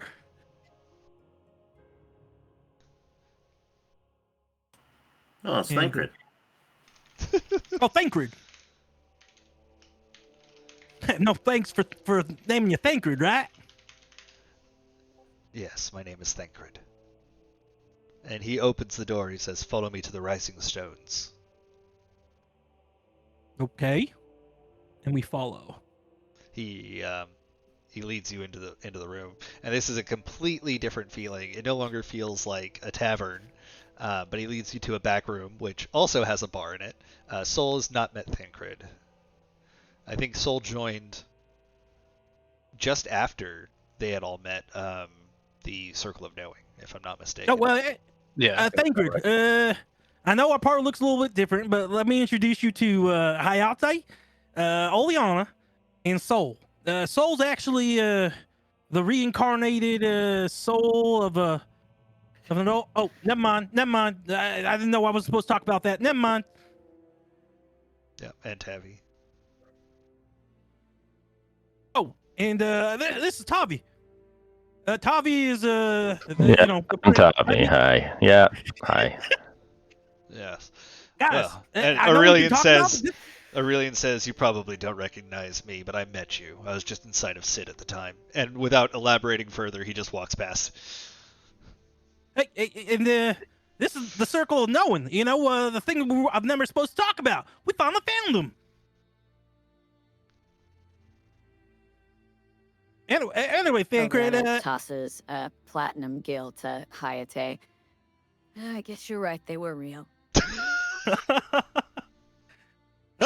Thancred, we've been looking for you guys all over the place. You do keep yourself very mysterious. I mean, since the ear things went down, we've had no way to get in contact with you. Yes, I know. We're very happy about that. We've been keeping an eye on you, though. Oh. Okay, yeah. Well, now that we're here, I have so much to tell you about. Like world-ending stuff. Well, I think we might be on the same page with that. That have to do with a society that lives underground and 12 what are they called? Asians that are they Asians? I keep forgetting the A name. Asian is correct. Yeah, Asians that are trying to bring a dragon back from the moon. Well, perhaps we didn't have all of that information. We did know that there was an underground society that goes by the Lambs of Dalamud. But we have more pressing issues at the moment. What could be more pressing than summoning Tiamat from the moon? One of our number was captured by Garleans. Oh god. Who was it? I don't think you've met him. The shy fellow by the name of Grahatia. Nope. Name don't ring a bell. Well, I believe it's the 14th Legion kidnapped him and took him towards the tower, and we haven't seen them or him since. Tavi, it's the 14th again. Yeah, they're assholes. Yes, well, we're on the same page with that one. You seem to be Garlean as well. I do seem.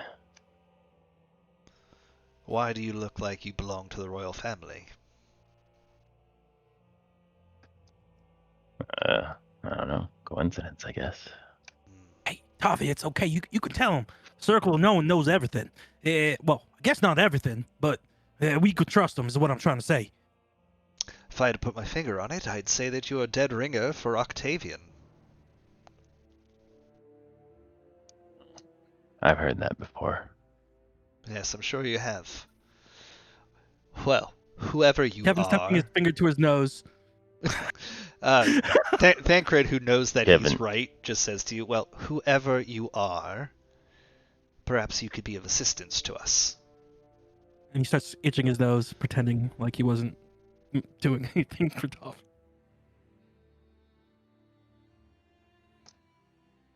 And how so? How so? How can we be of assistance? We would like to get our member back. Grahatia is important to us, more than just to the organization. He is a dear friend.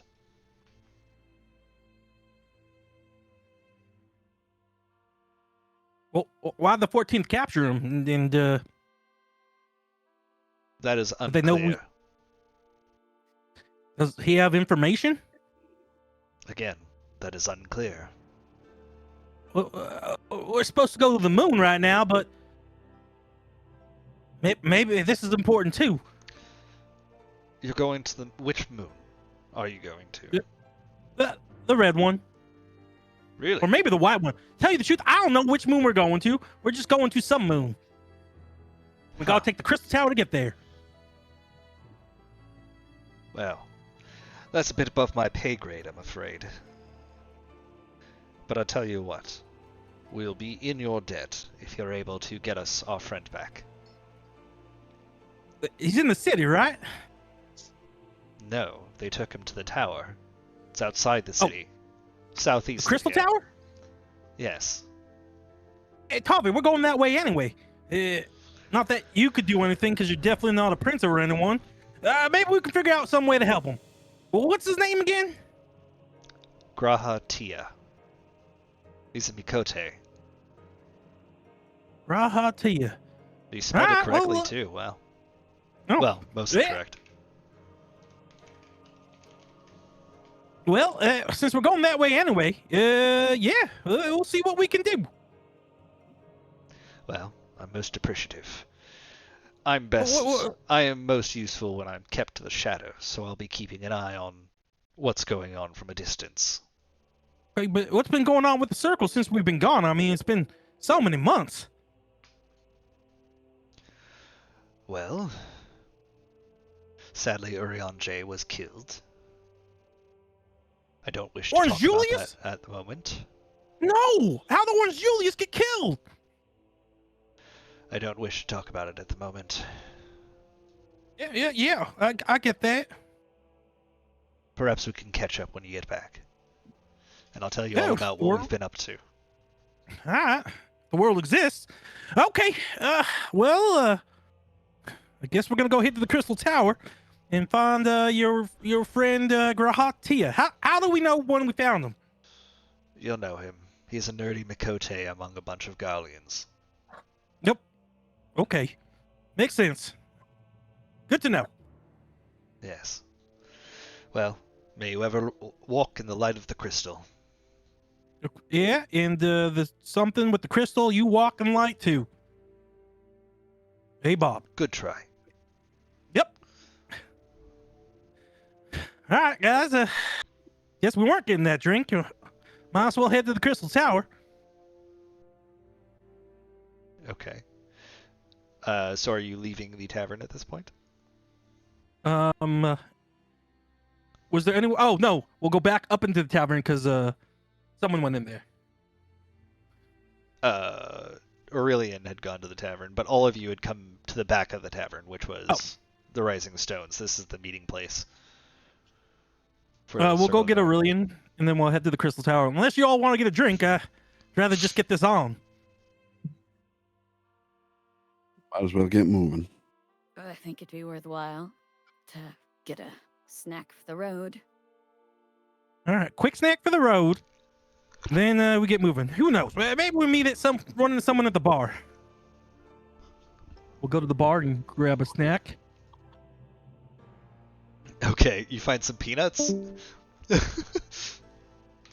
We look around the bar. Is there anyone of interest?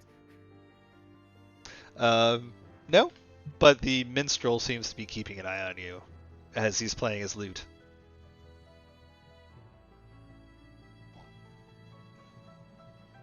All right. Well, there's your snack. Ready to go?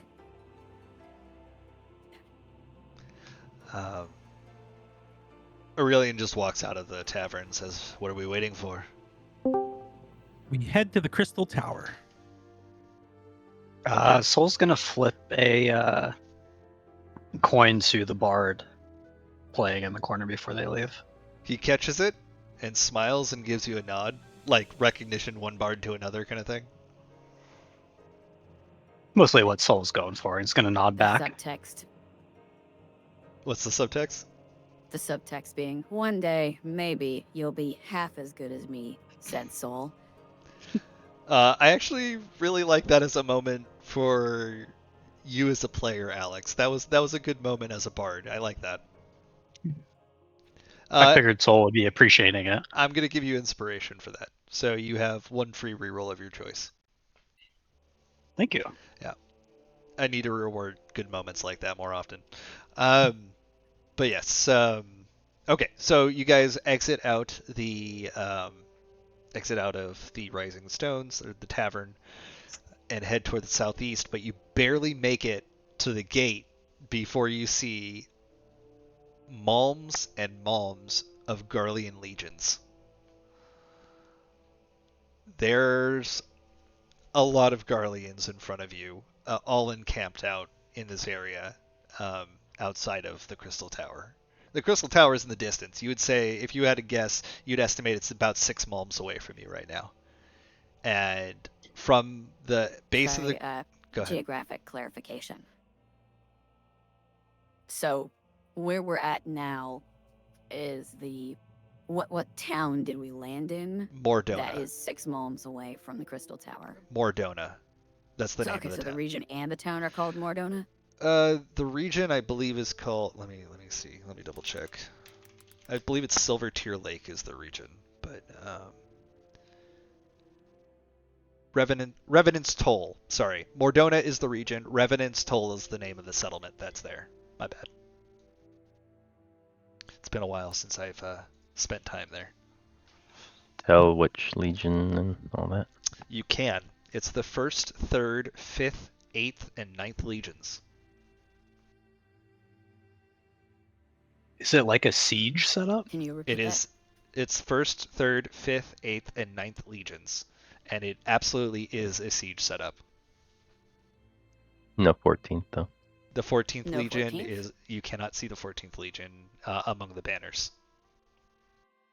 Soul, Tavi, either of you know what's going on? Why there's so many of the Garlickians here? I mean, your guess is as good as ours. We haven't been in Garlemald in quite a while, Kevin. Well, maybe you two should lead, since, well, you know. I mean, What do you mean, Kevin? Tavi's gonna pull his, his cloak up. So- Well, So by that, are you saying you're trying to hide who you are, Tavi, or are you trying to look to be an authority? Yeah, just make it less obvious who I am. Okay. well, that's right. You guys are trying to hide from the Garlickians. Sometimes I forget. Anyway, okay, I'll do the talking, but don't let me get killed or nothing. And I'll start walking forward, leading the group. Ayate is going to keep his hat down and kind of stay in the middle to be unnoticed. Tavi's gonna scan the 8th and see if he recognizes anybody. You do. I would say 1 out of every 3 people that you walk by, you do notice. You do recognize. And similar for Soul as well. How do they look? Like they're in good shape? Are they like? Well, for the most part, given that it is a siege, this far back, now that you're close to Revenant's Toll, most of the people here are on rest. They're not frontliners right now. They're relaxing, eating. There is a guard set up there, and it looks like a checkpoint. And they stop you and ask your business. Yeah. Sorry. What's going on here? Looks like you guys are sieging something. We are, in fact. We are keeping this area safe from whatever might come out of the Crystal Tower. What do you mean? Well, what is your business here? Yeah, just trying to head over to the Crystal Tower. Right. I'm not sure if you heard me, but it could be dangerous for travelers. Yeah, we've probably dealt with worse. At this point, one of the guards leads in and whispers something in his ear and says, "Cliffhangers? Oh, Yep. Wait. Are you the Cliffhangers?" That's us. Right. Would you mind waiting here for just a moment? Yeah, no problem. Right. Okay. And he turns his head and he nods to one of the guards behind him, who hops up on a chocobo. It's all decked out in Garlean barding. He just heads off in the direction, like straight shot towards the tower, like avoiding all of the camping areas. While we wait for him to return, why don't you tell me a little bit about why you want to approach the tower? Oh yeah, special adventurer stuff. Could you be a bit more specific? Yeah, end of the world type of deal. You know, gotta get to the tower to get to another place. We actually probably won't be in the tower for too long. And how exactly do you expect to get in there? You know, walk. I see. Well, if you wouldn't mind waiting just a moment, perhaps you'd like to have a seat, some refreshments, stew, perhaps? Oh, yeah, we'll take some food and some stew and some refreshments. Sounds great. Oh, by the way, one of our friends that we met a while back is here. Used to go by the name of Millie, but now goes by a different name. Shoot, what was it again? Kevin looks over at who's there. At Tavi. What was the name? What was Millie's name again? Millie's name was Millie. Oh, okay, yeah, Millie. I think she was reported on the Xanos. She was.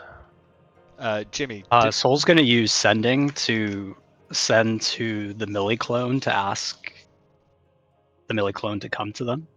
Okay, what was the Millie clone going by Millie, or did they take a different name? It would have been Mila. Mila. Okay. So Soul, you sent a message to the Mila clone. Yeah, telling where we were and to come to us, basically. And not long after that, the guard returns on a chocobo with Mila, also on a chocobo nearby, and arrived here much faster than you sent sending, so probably was already on their way. But true to Soul, you use sending. Okay. And Millie, the clone at least, who is decked out in, she appears to be a centurion, or what was it? What was her rank?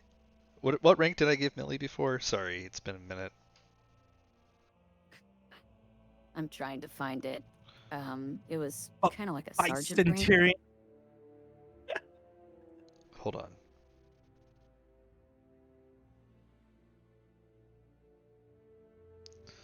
What did you say she was? The sergeant equivalent. Centurio. No, she was a Tessarius. I'll spell it. This is her new rank.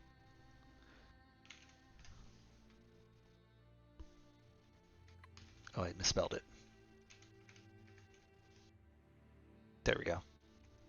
Does she stay on her chocobo, or she jumps off and waves to you? Oh, Millie! I'll go up and go give her a hug. It's so good to see you.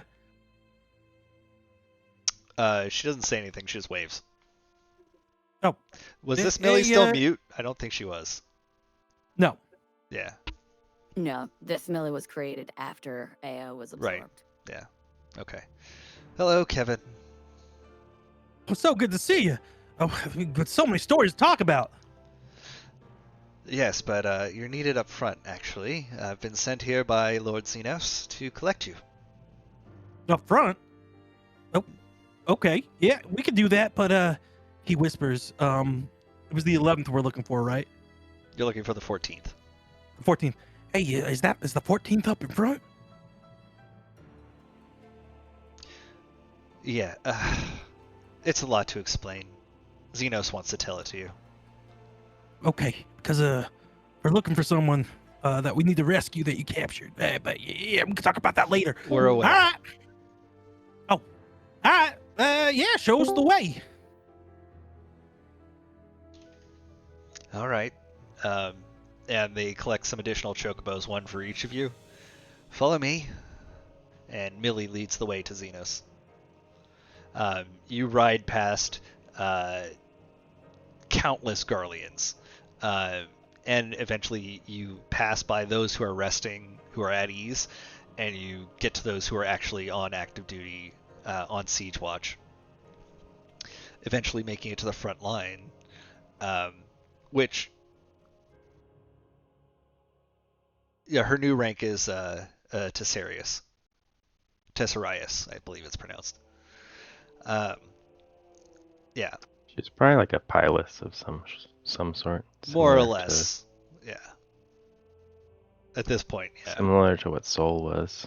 Correct. Like a pilot's prior or whatever. Yeah. At which point, you finally make it to the front line. The Crystal Tower is still at least a moment and a half away from you, where you are right now. But this is very clearly the front line. Go ahead. Do we see any action going on? Like There's no fighting between the Crystal Tower? No. Everyone just looks like they're prepped. They've got it basically every exit encircled. Got it. Anywhere that you could possibly get to. It's on the edge of a lake, Silver Tear Lake, and there appears to be only one path leading towards the base of the Crystal Tower. Yeah, but Xenos is standing there, and he's got his back to you as you arrive.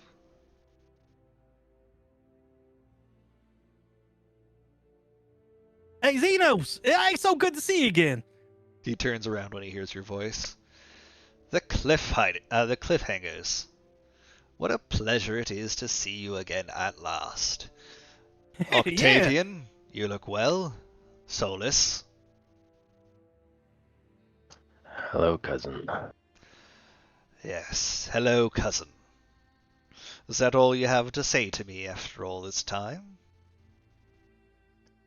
I mean, looks like you're a bit busy to reminisce.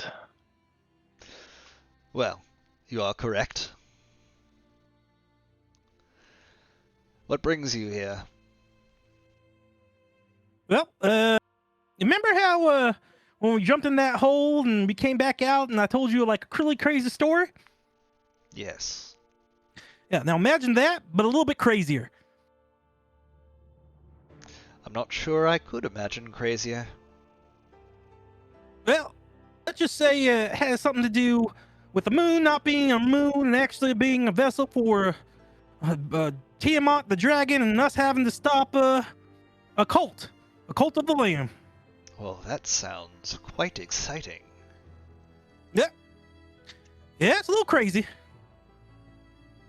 But we're here because you see we Xeno seems to be as you're saying that, his hand is like instinctively going to the hilt of his scythe, and he's kind of stroking it, not like in a gross way, but more like he's ready to draw it, like excited to draw it. Whoa, calm down there. Anyway, the reason we're here is actually because we're supposed to get into that tower, because that's supposed to take us to one of two moons, I think. I don't really understand the details. I just know that's where we're going. But what brings all your people out here? What brings us out here? Well, when the Crystal Tower arrived, it caused quite a commotion, as I'm sure you can imagine. So the Guardians were dispatched here in order to keep order and keep the peace. However, shortly after arriving, Valens showed his true colors again.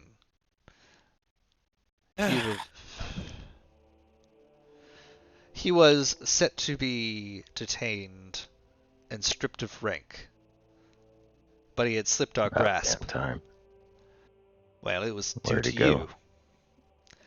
He kidnapped a Mikote, took him into the tower, and closed the door behind him. Hey, let's. Why a Mikote? We don't know. Was it someone significant? Because why not kidnap an important Garlean? Again, we don't know. And we've been camped out here for quite some time trying to figure out exactly what that was. Now the problem... The identity of the Mikote? We do not. The only thing we know of him is that he looked like a bookish type with one red eye.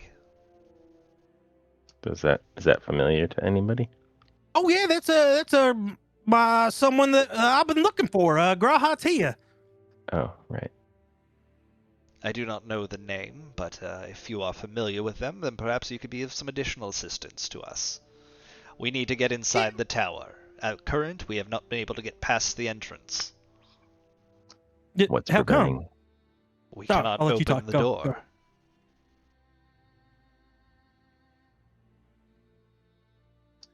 Well, if all of Garlemald can't get in, I mean, we can see what we can do. Yes. We should head to the tower. I have a feeling that you might have an idea of what to do. Your group always seems to be at the center of trouble. And he smiles when he says that. Well, seems we got a knack for it. Indeed. I wouldn't mind settling a few things with Balins anyways. Oh, you'll have to get in line with me, cousin. I cannot wait to test my new weapon against him. Looks mighty familiar. Looks like you've joined me on this journey. Well, you looked like you were having such fun. That'll be a story for another day on how you earned yours, because mine was not fun. Earned mine? I simply picked up the scythe and taught myself how to wield it, unless there's something additional to you. Well, again, a story for another day. I look forward to hearing it. Kevin looks over at Tavi. I think your grandfather would be so happy you guys are getting along. Grandfather? What would you know of our grandfather? I just heard he was a really good guy and really believed in Tavi. You heard wrong. Okay, I'm not trying to get in your family drama. I'll let you two talk it out. There's more here than... I feel like there's more here that I need to learn. Let's finish this, and perhaps we could discuss all that, assuming we survive. Very well. Get upon your mounts and follow me. Millie, you coming? She is needed here. She will stay. Kevin gives Amelia a hug. It was so good seeing you again. Oh man, when we get back, I have so much to tell you about. Millie struggles and doesn't hug, but looks like she's being squished. I missed you so much. I'm just glad you're doing well. Kevin, you have a weird feeling. Like, she feels solid. She feels like Millie, but it also feels a little bit like you're pressing your fingers into clay.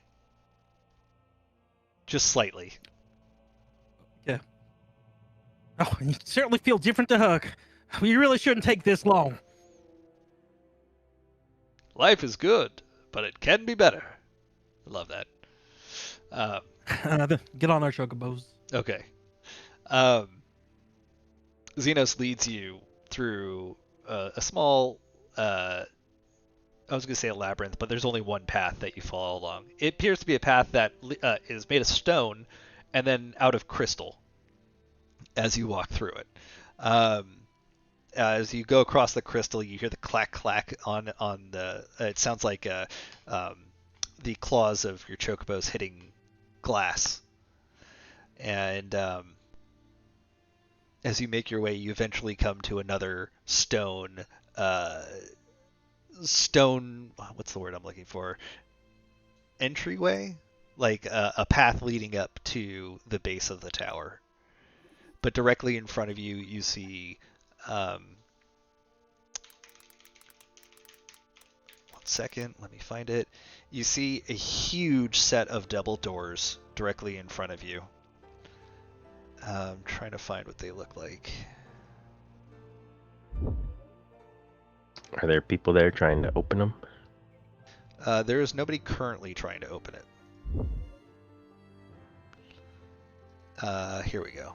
Ignore the people that are in this image. This is what the doors look like. You absolutely did do that one, Mike. It was required to beat Shadowbringers. Or even get to Shadowbringers, I believe. Yeah, but I just skipped, remember? Oh, that's true. Maybe I'll take you through it one of these days. Okay. So It's fun and easy. Yeah. Definitely. Anyway, that image that I just put up there, it's what the door looks like.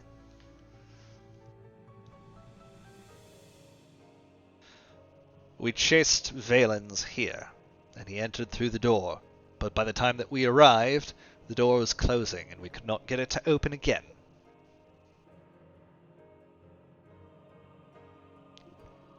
What have you tried so far? What have we tried? Well, we've tried munitions. We've tried ordnance. We've tried casting magic at it. We've tried alchemical substances. Nothing seems to work. Brute force certainly does not work. You've tried conventional stuff, knocking. You'd be surprised. We have not tried knocking. Why don't you The go do amount of so? doors, the amount of doors that were open when we didn't realize it would have saved us so much more trouble. Jimmy, can you play this song? Right here. It might just be Out of the Labyrinth. One of the two. Well, I'm interested to see what you have in mind.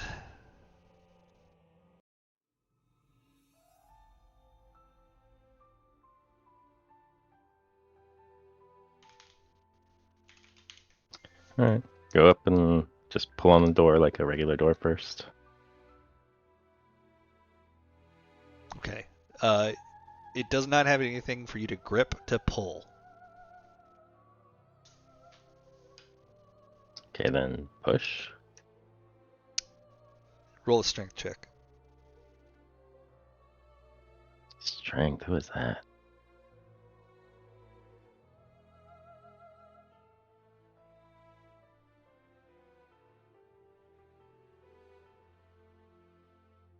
Kevin will try pushing. I mean, my strength check was all of 5. 5. Eh, 5. Staying back. Let me help. Tavi seems to have trouble It's all pushing it. you. Xenos just says, I told you. Kevin, 22. Alright, you push with all your strength at the door, and it does not budge an inch. Yeah, I don't think that thing's going Try anywhere. knocking. Sure, you knock on it. Nothing happens. Hey, Soul. I have a weird feeling. Can you try opening that door for us?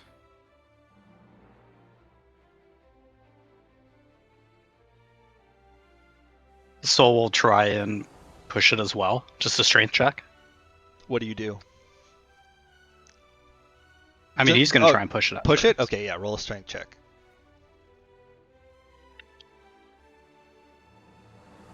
Oof. Does an 8 do it? It does not.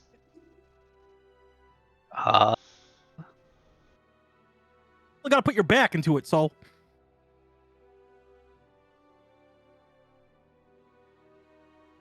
Like,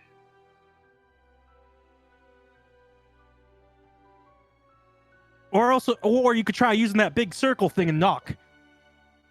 well, I was going to say, can I use Wish and cast Knock? You're using Wish? Mm-hmm. Can you only use Wish once, or that you can use that every rest? Wish? I mean, it's a high level spell, so I only have one spell slot for it.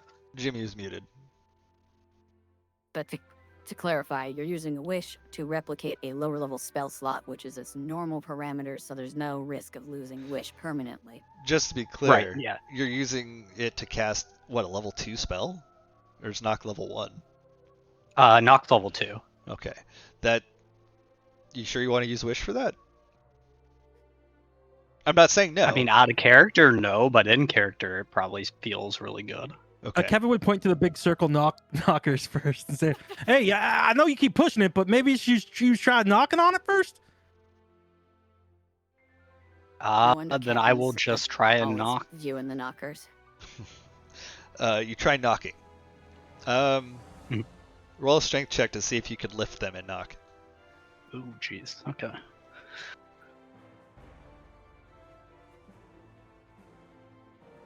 Oh, come on. A 7.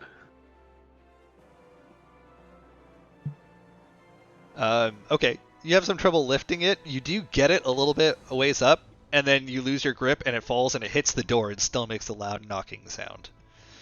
But it doesn't open. I don't know, Kevin.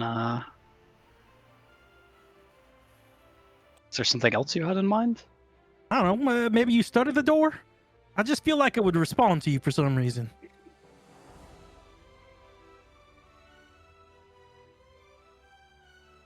You hear a voice in your ear, Soul. It says, "You could just ask me."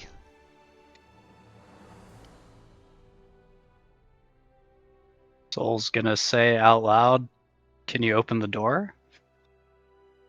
And you now hear a voice out loud, and everybody hears this voice, in fact. "Can I open the door?" "No, but you can." And you turn around, and Emmett Selk is standing there. Jesus.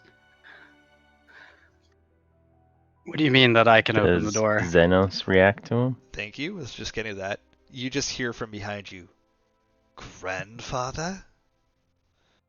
Why are you here?" "Silence, Xenos. You can be told afterwards." And then he turns back to Solus and says, "Only those who have the royal eye of Allegan, the blood of the Allegan royal line, can open this door. You are imbued with that blood." Just a question. Does Zeno seem surprised that he's there or surprised that he's alive? Both? Oh, okay. More so that he's alive. Yeah. Okay. The way that it, for some reason in my head, I was like, "Oh, he knew he was alive for some reason." Wait, haven't we seen him interact with Emmett before? No. It was a cutscene. No, Millie was snooping on the tent, and it was Emmett talking. Shit, to you're right. Xenos. You're right, he was. Oh, yeah. I completely forgot about that. It was a cutscene for the rest of us. Yeah, okay, you're right. Yes, that did happen. He is surprised to see him in the flesh, I should say, and to see him standing there. Because before, he was a disembodied voice. Xenos just thought he was possessed the whole time. Well, previously, Xenos just heard him as a disembodied voice. I forgot that scene happened, and I was like, "Oh, major reveals coming," and then it's like, "Oh no, yeah." You're right. It was thanks to Millie's uber perception. That's right. Well, you never actually saw Emmett; you just heard it. Yeah, which is why. Man, that was over a year ago now. Longer, I think. Crazy. Okay, anyway. What do you do with what he told you, Soul? Soul puts his mask on, Okay. and then he tries to lift the knocker and pull again, I guess. So are you facing the door when you put your mask on, or are you facing towards your friends? I guess he would have turned to see Emmett there, and so I guess he would have been facing the friends. Okay. Before you put the mask on, Planet. Oh. Kevin says, "Soul, you sure you want to do that?" Yes, Kevin, if this is who I am, then it's probably best not to fight it. Yep. Your soul, you're just temporarily using that thing to get in through the door. Soul's gonna put a hand on Kevin's shoulder and look him in the eyes and say, "Kevin, no matter who I am, I'm going to be your friend. Do not worry." Aw. Aw. Okay, I trust you. Thank you, Kevin. All right. He's gonna squeeze his shoulder and then I guess, turn towards the door and try to open it. Okay, so you put on your mask already, is what you're saying. Before Yes. you turn sword. Okay. Those of you who are looking at Soul can see that when he puts on his mask, his eyes are completely obscured in blackness, like the other Asians that you've seen. Any Asian that's wearing a mask, basically where their eyes are is just a black hole. But you then see that black hole as in his proximity to the door. You see his eyes suddenly glow red. And he turns around and puts his hand on the door. And you see the door glow blue, like lines of blue, like blood, filling up all the nooks and crannies of the door, and then it slides open.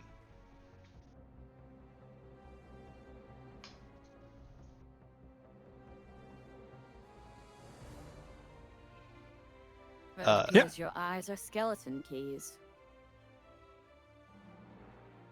Emmett Selk is no longer there, by the way. He's disappeared at this point. Do I feel any different after that? That's up to you. Do you feel different? Yep.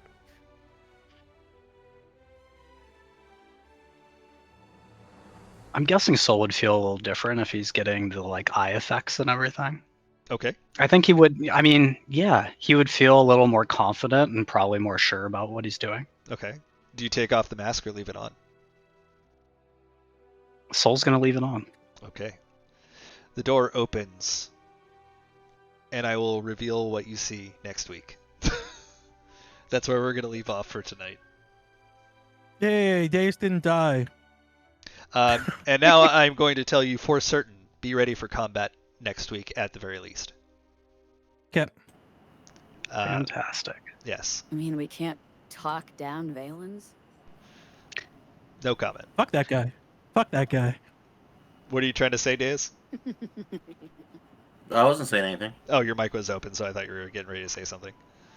Oh no, I was gonna say goodbye to everybody. No. Thank you, everybody. That was a lot of fun tonight, and things are heating up. This is definitely exciting. Yeah. See you all next week. All right. Yeah. Thanks everybody. Good night, everybody. Everyone. Bye. Good night, everyone. John, that was amazing. Kevin, Yeah, great gave talk. all the feels. Also, Yeah. Kevin isn't gonna reveal, just in case you're wondering, that you have a different voice. He's gonna keep that between you and him, but really not reveal. That's nice, because the only people that know that are Deus and Tavi and Soul. What? So basically, everyone. And Hayate and Hayate would Probably know. Everyone in Kenji. chat chats. Yeah. Well, I mean, Hayate would know. I don't know that Kenji would know specifically, but Deus and Tavi and Soul in that little side chat in the hot springs, and Oleana was explaining all the people she's murdered and how she felt guilty about it. She had inadvertently reverted to her natural voice. Nah. Got it. That makes sense. Well, I'm just glad we could wrap up on that very long love triangle storyline. Wrap up. And you did really well to wrap it all up. Wrap up. Well, I mean, we've come to an agreement. So Kevin agreed. Yeah, we reached an accord. Okay. Hey, Board was we all reached. practice safe sex. We got to wrap up. Yep. See, Definitely, exactly. Definitely. Well, you definitely did. Right, You yeah. have 2 kids. All right. Oleana doesn't know what safe sex is because she's immune to disease. Good night, everybody. Night, night. Everyone. Bye. Bye. Bye. Good Bye, night. Extra Planar Hype Squad.